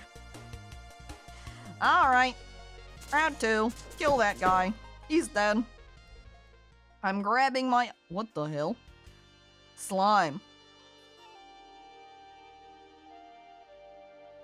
I found your weapon. It's too bad Slime isn't here. They've gone out to do errands, so they can't have their sword. But I'm not going to take this because another slime sword being created is not going to help me. I've already got too much stuff in my inventory and I'm ripping out my hair. And it does 1 less damage than the wooden sword does currently, so I'm shrugging my shoulders over here. Is this really useful to me? No! I leave the slime sword, I leave the rest of the items just sitting here on the ground after defeating my enemies. I walk away and I go check out what this chest has instead. A club? This club deals 6 damage. It does a little bit less. +1 to the... See, and then it adds to the energy cost. That's not useful to me. I don't need this night shield. I don't need this slat shield. I don't need this little tiny cleansing potion. They all go out to the side. In fact, oh, well, I guess I don't even put them back into the chest. I just set them down on the ground and I'm like, eh. And I leave them for my next fight. And Gray, hello, welcome. Chat, I have decided I will buy ankless leggings.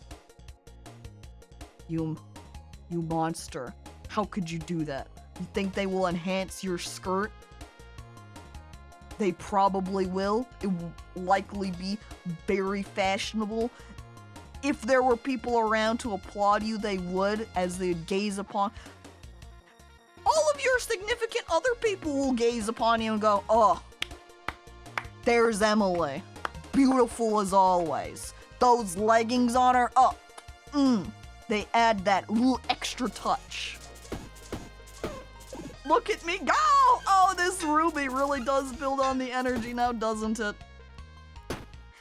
Completely killing first guy with 40 damage. Look at this. You're gonna deal damage to me? Curse? Oh, I'm crying. Tears are pouring down my face. I weep. I cannot believe I take the damage. You know what I'm gonna do? I'm gonna heal it back. Because you can't stop me. This is what my second wand is for. See, as they attack, I'm skipping their curse again. I don't care about your curse. I'm taking the damage, because I'm just gonna heal it back anyway. You can see with these spikes that I've stacked up because I have gotten through my defensive capabilities. That's alright. Keep coming at me. You'll just hurt yourselves in the process. They would be dead by now if I still had my other cacti in my inventory, but I'm not going to complain. I'm not overly concerned about this because I'm still the top dog on the end. You see that 7 HP? Doesn't matter. I finished them off with my wooden blade. Ooh, a key! Guess what oh wait, hang on, there is a locked door over there. But my inventory! I haven't leveled up in eons! What is this? Can be used 1 time each combat. If this is not in the top row, it's disabled. And on use adds 1 dodge to self. This is an on use thing. 0. It's fancy. It's cool. It's rare. I would grab it. Purely for the fact that it is rare item. But you know, it's like, I'm not gonna use it. It's never gonna be used. I don't care about it. I look over at the key. I might even ditch my rare spiked scale just so I can open up this chest and take the gamble. I'm dropping the spike on the ground and I just stare at it as it's there on my feet. I leave. I'm going straight to the chest to open up the door.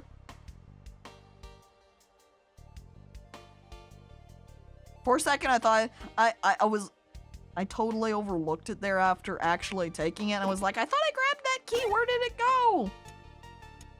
This is what I got.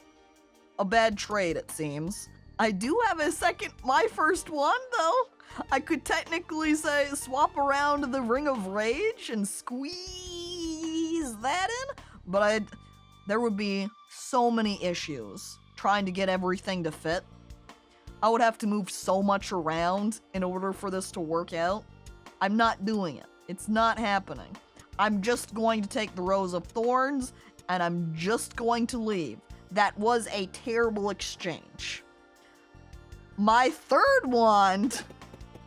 Slowly, I gather them all up. I think we're going to go ahead and just focus the salamander guy and try and get him killed first. That way he can't keep cursing me. Look at that, see? 45 damage, and now he's at 14. I'm skipping your curse. I don't have any room for it in my inventory. I do not want to take it. See, and now I've got these spikes on my character. They're going to try and hit me. They're not going to succeed. I just kill that guy, and now I'm going to kill him, and then I'm going to kill him. Oh my god. This build just plays itself, chat. I don't even have to do anything. I don't need any new items. Is that a roof? That is a roof. There it is for the structure build, chat. You can build a little house in your inventory. You can even put a little roof on top of it. Adorable. All of this is garbage. I leave. I look at the question mark. Archery is an art! Give a weapon, get archery kit. I turn around and I just stare at him. I shake my head and I'm leaving? I'm going to go finish off these last few guys as I'm quietly still hoping for a level up. I think there's an HP bar. Oh, right here. Experience 153 out of 150. Chat.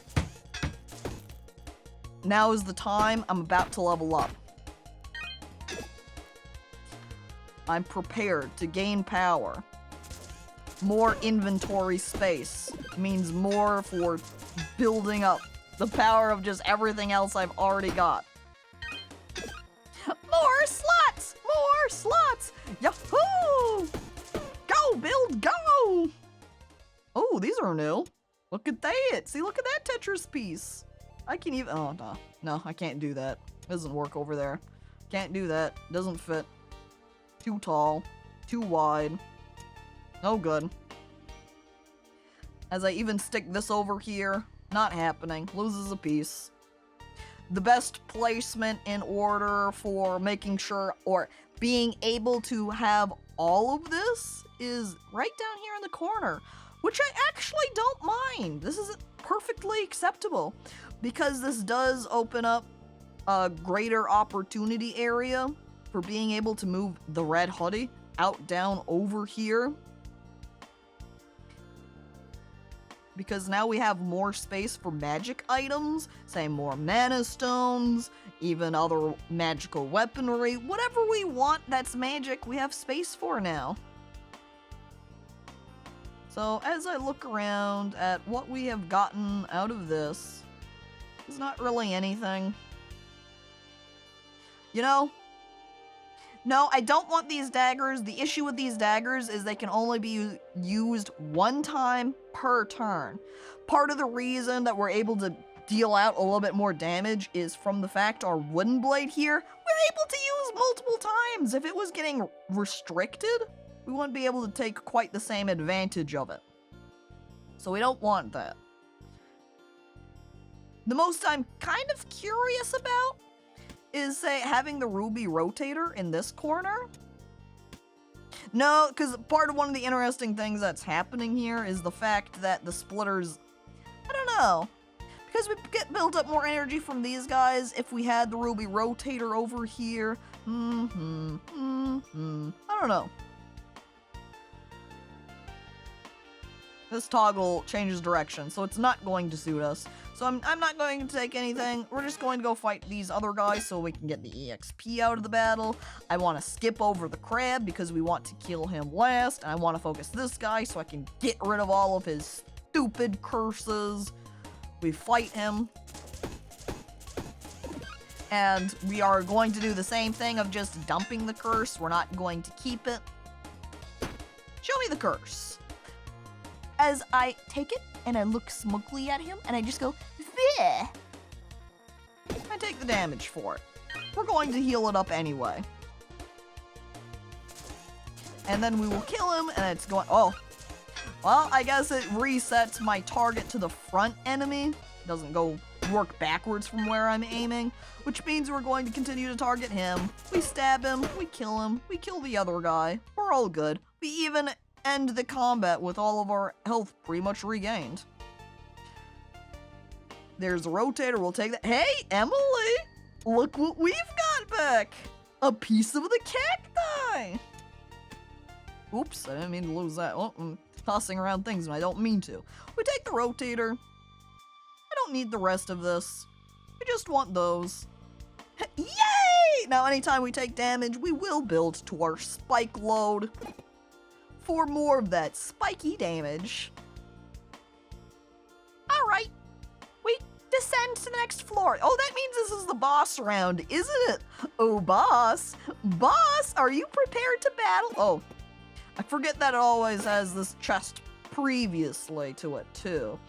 Now this mana reverser, you might say, hey, that's a pretty good idea. But no, the mana reverser takes up an energy to use. I can't lose out on my energy. We don't really need to encourage it to bounce around more over here anyway. Because we already get so much I think we're fine. I think we're all good. We're happy. We're satisfied. I will take this other rotator because now that I have several pieces, it makes me wonder just a little bit if I can go a little bit of a ding ding ding ding ding ding ding ding ding and kind of bounce things around a lot, you know? But one of the intimidating things with Backpack Hero is when you start, you know, we've got a pretty fixed inventory at the moment. If we wanted to see what else we could do with what we have, there would be a lot more movement and dumping of items around. What's particularly difficult is part of the way that our build is working is off of this reactive core that's giving us additional energy, so it's causing a lot more bounce around of our core charge. So yeah, we got weird antics happening over here. What would be almost curious even is I can't recall, but say, if we moved our core over here, like over a space, and we had our splitter here instead, like what would happen with that? But we can't really do any proper true testing of a build because so much, again, as I repeat, so much of it is happening as a result that we have this reactive core here. But imagine, with how much antics already happen with the charge bouncing around, if we had tons of these little rotators moving it all over the place in our inventory, it's simply madness. Now we can find out, how will our build work against this guy? Alright, speaker, which, they're going to summon an enemy, so a lot of our defenses that we're building up here at the start don't really mean much, but, you know, we power up anyway. Oh, we did deal 60 damage to them, though. What are you doing? You won't take any action? Or look at all of the other enemies. I'm focusing on the speaker. I'm just ignoring everybody else, honestly. With the amount of block and regen I'm building up, I should be able to just take the rest of these guys, no problem. We can already see that they're all dodging up here, which is a reason here why my Shiv being in front is great, because it allows my mace to hit the speaker. If I had the mace up here first, it would mean my biggest hitting weapon would not be doing any damage every round, which would make this take way longer and be a lot more strenuous. But here, as I complete this round of combat, everybody is doing a little bit of damage to themselves each time because of the spikes that I've got built up on me. Look at me, just stay at max HP, and I just kill the speaker. Chat, it's too easy. Look at my region. 13? As I finally take some damage from one of the guys, you know, when they do manage to damage me and the like, I just heal it back. It's not a problem for me. As I work through that, all of that guy's dodges, they're all just going to run away now that the speaker's dead. It was so easy, chat. That boss was nothing because of this build. This build that I have managed to get myself is far too overpowered. This is wild. So, the items that I have now, Shield Spirit. All shields get this effect applied. On use, adjacent weapons get -1 damage from combat. So the Shield Spirit, on use, all of the adjacent weapons are used. And it makes it, I think because this qualifies as a shield, this is going to apply to that, so it's going to weaken me over time. So it's kind of an because of how my build is working anyway, because of the way the charge roars through the weaponry. I don't know that having it present is really going to do that much for me. So over here with the barbell, with a +1 to energy cost of all weapons and bows, that is going to ruin my dynamics of my build, so I'm not taking the barbell. Finally, we've got Fluffy Cotton, -2 to mana cost of adjacent and diagonal wands. All wands get this effect applied. On use, +1 to mana cost this turn. Essentially making the cost cheaper every round. I wonder if we could manage that? I wonder if this is useful? We've only got the one wand.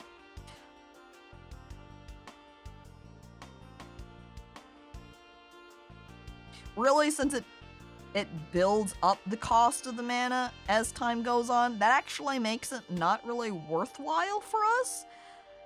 I think since these other items are just period working by being in my inventory, it makes them harder to take. The Fluffy Cotton does not. It only functions. Wait. This applies to adjacent and diagonal wands. That means just straight up, the first wand is having it used. I don't actually want any of these. 0 cost, and on use it gains 1 mana. That's just free mana. No, because what it is that if I put it down, say, here, and it starts it off being free, when it goes through the loop and it uses, like, when it first shoots through and the charge hits this, the wand is used. That means it builds up and is now going to cost 1 mana. It goes through the circuit and goes back through, it hits the wand again. The wand is used again. It now becomes costing 2 mana. It goes through its little loop and it hits it again and it is now costing 3 mana. So every time the charge goes through the circuit, whatever, it's going to make my first wand more expensive every time. The only reason I want to take these is so I can sell them.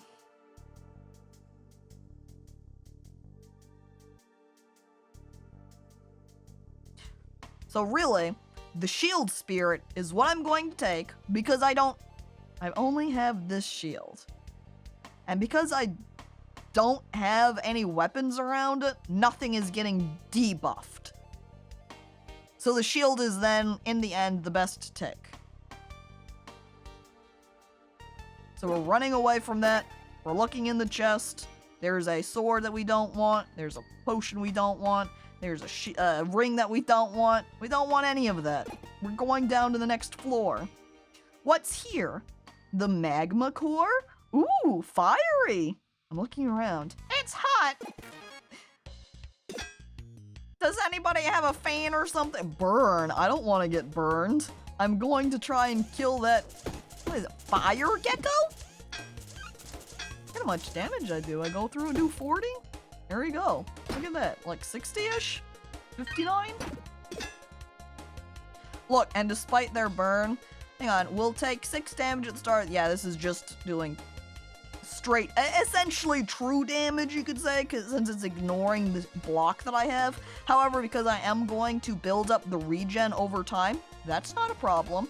By the way, because of spikes, the cacti building up spike power when I take damage, that burn is just going to build up my spike level. If there's one thing I've learned is that I lose at inventory Tetris, a terrible conclusion that I've been forced to. Maybe if you were looking at inventory Tetris from the crate perspective here, where he has a ton going on with these charges working through, just don't play crate. Just to go back over to Purse, who keeps things simple. She just has her basic bag. She just works off of the inventory placements there. Nothing else that Purse worries about. I can't believe this run. Again, should I even spend as much time as I have been as I ponder these different items that we find at the ends of battles and the like? You look over here. Really, the only difficult part is this guy is building, the snake is building so much poison damage on me. I did have 35 spikes by the end, though. Jesus. In many cases, this Rose of Thorns is really more beneficial than the cacti because I often am less likely to get damage than I am to just finish my turn fine. But then again, we are on a new floor where things are doing a little bit more damage to me. And looking at those guys that had burn damage and poison damage, I think it's going to be better to maintain the cacti over opting for a Rose of Thorns because I'm going to be taking damage that way and I'll be able to build up spikes faster with a 6 and 6 gain. Now what are you? Oh, man, we're getting a lot of gambas, aren't we? We got a little buckler! A booster. Each charge can only use this component 2 times. Charges must have traveled at least 3 spaces. On use, add 1 energy. I think... Ooh, but the diamond. I'm spinning to see if we can get diamond. I'm spinning for the diamond! Oh! Oh! Oh, I got it. The one thing I wanted. Yeah, yahoo! Yeah, hey! Dink. But because the Ruby Rotator gives 3 adjacent damage, I think I'm going to keep it on my mace over here. And we're just going to leave the diamond over here. This does give me some more flexibility, though, for moving all of our pieces around to see how we can get bonus. I just don't want to worry about it at this point. I'm going to think about it if I level up and I have more inventory space to shuffle things around. There is a lot of guys. These hair defenders, you can also see, prevent me from attacking the next guy. So I have to just go left to right. So I'm just going to let my build go. Let's see. Alright, killed first guy. And are we going to kill the second one? Almost! Very close! Our wooden blade is doing 15 damage right now. We kill the next guy in the line. So we move on to the one behind him. As we slowly build up our spike power from our Rose of Thorns, he's slapping some poison damage onto me. I just shrug at him, confused. I'm a robot! I don't understand poison! How does poison work? No thank you, I worry not about that. I build up my spike level as if no, he's going to die. He ends here. There he is, there he goes, I wave goodbye. Cacti? Yes. Anything else? No. Rage and spikes and regen seems really good. Yeah. Hi there, guy. I'm walking in. The shield spirit only sells for 17. This feels like robbery. This giant bow, by the way. But then you also have this crooked arrow. It's like a boomerang. We do have a key over here. There isn't even anything locked. Let's go ahead, and I'm just going to sell my shield spirit, build up our money hoard. We're going to go over to the forge and see what boosts we can get, what benefits we can have. Regen to a ring, spikes to a shield, burn to a weapon. I'm going to opt for spikes to a shield, and I'm going to put it on our defensive grid. Since that has stuck with us, it is a staple for our build. We want it, it's here, we keep it. Now what is this unknown of another gamble? Why are there so many gambling guys out here? Why has he got duct tape? All effects applied to this are passed to adjacent items. What qualifies as an effect? As I hover over, does that just mean, say, this has adjacent and diagonal weapons get +2 damage? Does that qualify as an effect? Oh no. Oh no, there's too much. Gamba guy, there's too... Adjacent and diagonal weapons get +2 damage this combat.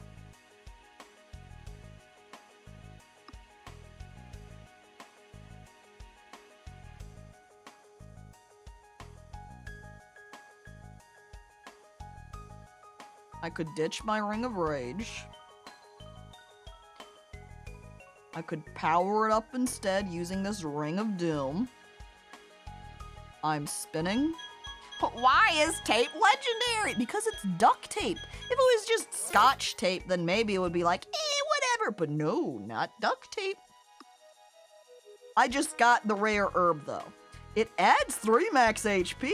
Oh, that's just free health. I won't be able to use it until I enter battle here. So we're going to run and fight these honey badgers up here.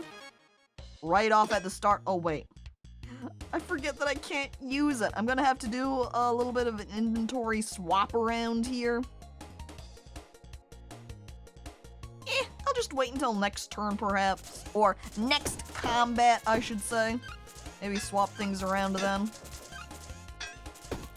Interesting that it opted for me to target the guy.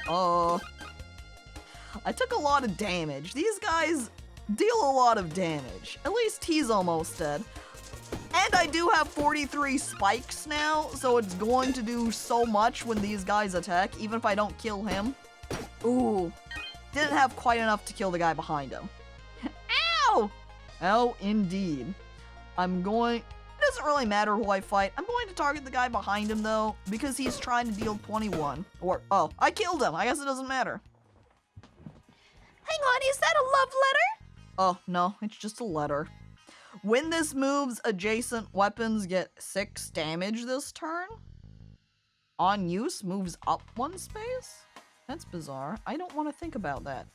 Earthstone Blade. This item is heavy. For each space below, this item gets +3 damage, deals 5 damage. Because this item is heavy, the only way that I could kind of hold it up is by moving this structure up back over here in my line of goods, and I probably could move all of these items down to the left one because this gold doesn't have to be here, this hoodie doesn't have to be here, which means everything I have here could all shift over by 1. I could move then the conduit up into a newly opened pair of spaces. The sword, though, would have to be positioned, say, over here at the front, which is then where I would want this little piece to be. Oh, no. Okay. Earthstone Blade, you don't work in my build. I'm sorry. The only other reason I would want you is because you're legendary, which would make a good selling item, but I don't have the space for you. I'm leaving everything behind. Did I already look at this unknown event? Did I try gambling here? I did gamble here already. Alright, I move on. That's my next boss, it appears to be a lizard I don't know if that is a cigar or if that's fish bones or what precisely. It's a little bit hard to tell when he's just an ethereal ghost. We kill... will deal 26 vampirism? We want to kill him first. I forgot to move this so I could actually use it. Well, disregard them. One day we'll manage to use that rare herb. All I need to do, really? So I can just use this microchip and swap the place between gold and herb, and that's fine. And then I can use it. Simple. We continue killing these guys. You want to poison me? Do your best. Look at the amount of spike buildup I have on me because of all of this damage they're trying to deal to me. It also makes it so that because now I really am taking a bunch of damage, it is really guaranteeing my red hoodie over here is giving me that 3 HP boost. And then I just kill them. Goodbye, snake guy. What are you exactly? A cobra? I see. As he builds more burn on me. Fortunately, this can be blocked. I can block the burn. So by ending with that, the block I had built up on me. By the way, 69 spikes. That's pretty nice. Everything. It's such satisfaction. I don't want the slime sword, and nothing else is required for me. No items, please, and thank you. We check our chest. I don't want any of these. It's all trash. Hello there. Fire gecko at the back, you're trying to add a curse. I guess I'm going to target you. Though it might mean the other fire gecko guy is the one that's going to curse next round. Maybe is the actual one I wanted to target. Maybe would have been more beneficial. I don't want to take this though, because I don't want to add the regain. I'm just taking the hit, which does let me build up more spikes anyway. Still gonna have an opportunity. I just wish that my first wand, my second wand, would stack up a little bit more regen, because then I could heal a little bit more each time. It's a little bit harder for my regen to be quite as beneficial as it was in the past, because all of this just over time damage, like the burn, kind of counteracts a lot of that. A lot of the healing I get is not quite as good as it used to be. However, we are wandering now into here the healer, so we are just going to heal up our HP. So now we're back at 60. We're all fine. We continue on down. Wait. Double checking my inventory. Making sure for anything that I want to sell. We're fine. We descend. Shadow Sonic is calling Tails something that confuses me on Discord. What did he say, Knuckles? He called Tails a Discord kitten. What does that mean? Upon hearing this, Shadow choked on his coffee, standing up from the table, and headed to Sonic's room to yell at him.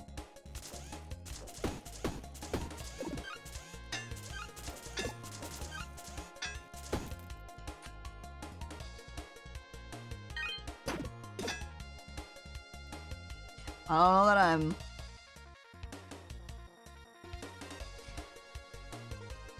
even gonna make a comment on that.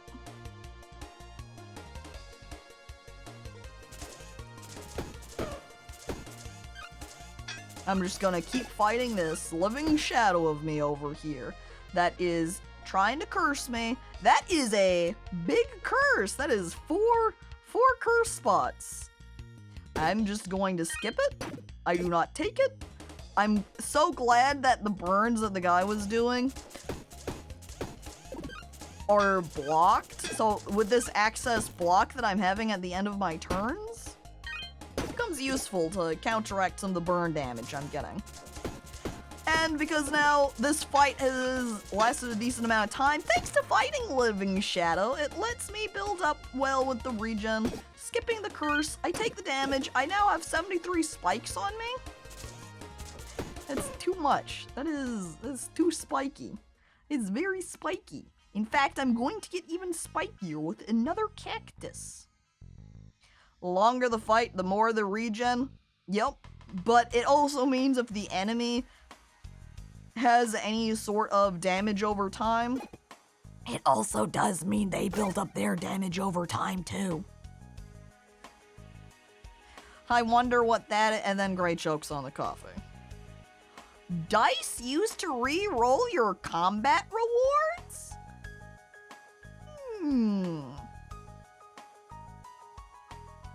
A rogue's mask too, dude. But I have to put it in the top row. And you have to use it in order to get that dodge. So rogue's mask, I don't want to buy. The dice is really the... Rapier. On use, take 8 damage. On take damage, this gets +7 damage this combat. How tall is this thing? 3?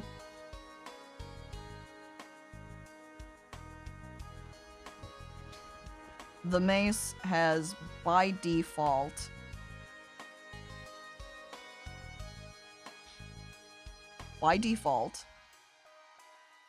the mace has 16 damage.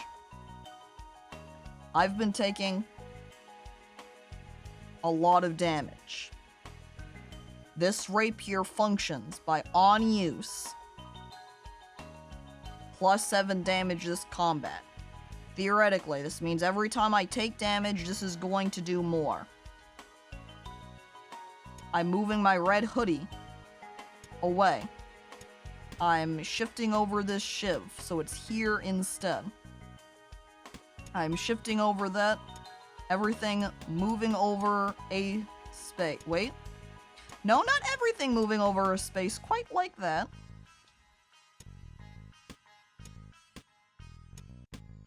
Moving around like so. Right now this diamond is only being applied wooden blade. I take the mace. I feel like we might have... Did we forge it? As I'm looking at the list of what it does, the mace, as it is here,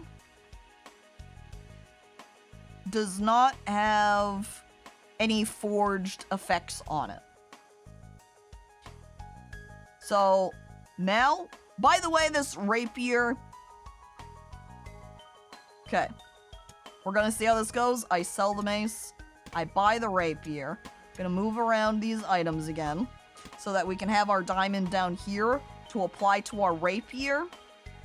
The wooden blade doesn't get it anymore. No, as I'm thinking, I think having the wooden blade, it's more beneficial. Because since we use that one multiple times, that isn't the case for the rapier.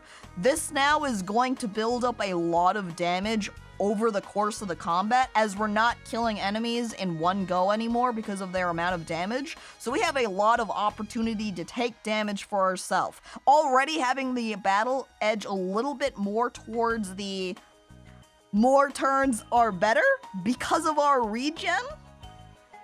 I think this is the way to go. I think this is it. Now we just need to shuffle our items around again. We need to open up our... We need to sell one item here.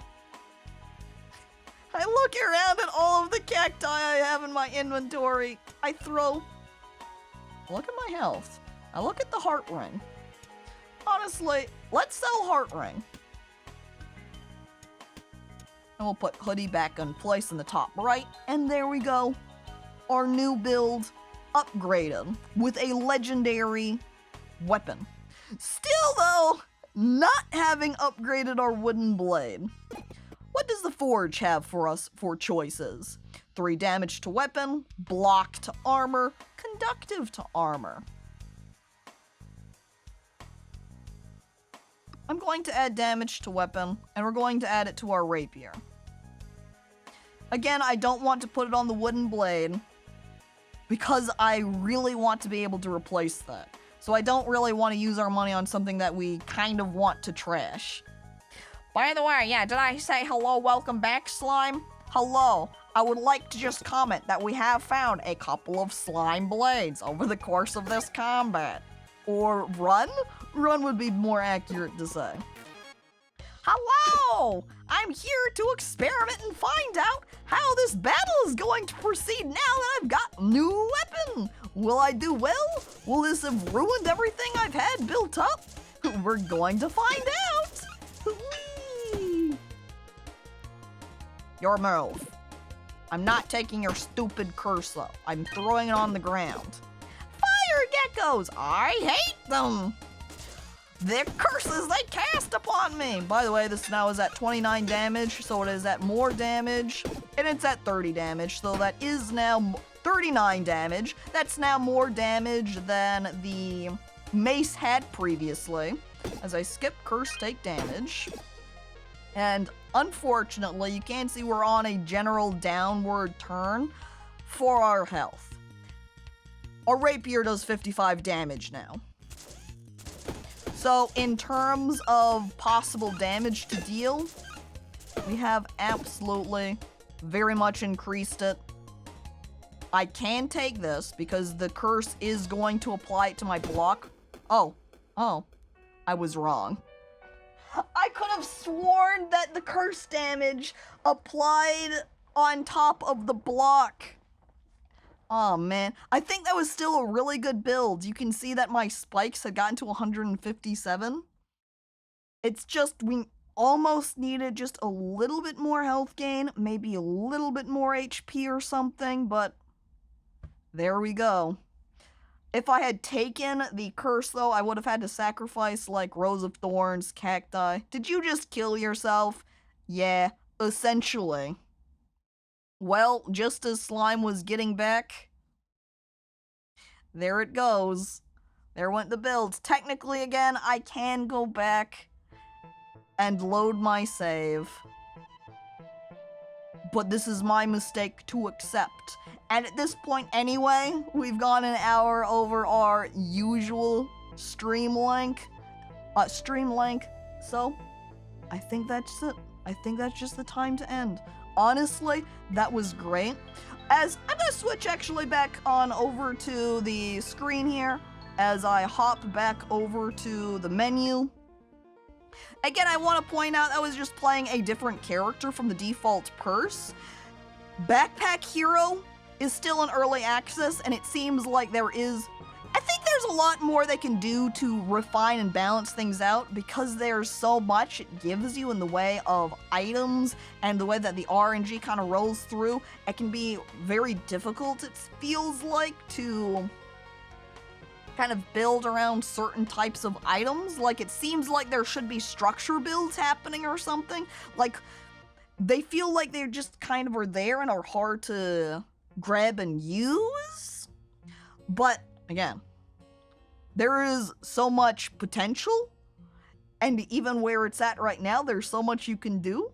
And there's more. Again, they're going to have added on a little town later on to where you can actually get bonuses and upgrades and the like between your combat rounds, and even between these different character dynamics you get. They have a ton of different game modes that would very clearly change the way you would have to play the game. Like in Pauper mode, only finding common and uncommon items. So say that rapier that we got at the end, we would not be able to use because that was legendary. Or Glass Cannon over here, where all weapons receive 150% extra bonus damage, but you only have 1 health, so you cannot take any damage. Yeah, there seems to be a lot of variety in just this early access point. I had only seen the demo beforehand, and it's definitely a shitload more. Yeah, it's woo! I had never played the demo, so this is all my experience has been, but it has been great. I am very fond of Backpack Hero. Obviously, this is at the same time something that I think is only going to appeal to a particular type of person because of the way that the combat works and is focused around the way that you position things in your inventory and the way you build out your inventory. If it's not your style, you're probably not going to like it. But personally, I very much enjoyed it. Chat, thank you all for coming. Did I miss the voting for the Sunday watch parties? I always forget to look at the Discord. You did not miss the voting.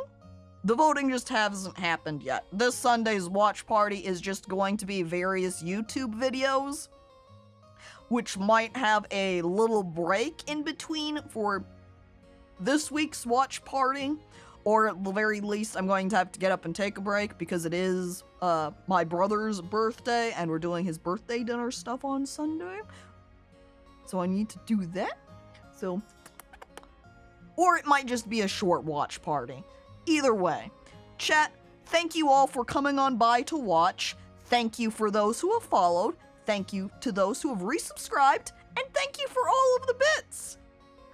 I hope you all have a lovely day, and thank you again, everybody, for watching. This was a lot of fun. I really am into Backpack Hero. It's great. And you sent in your doodle request? Excellent, Emily. You don't know if you did it right? It's probably fine. I'll take a look at it, and if it doesn't make sense or if it isn't okay, I can just say so. Alright, bye, farewell.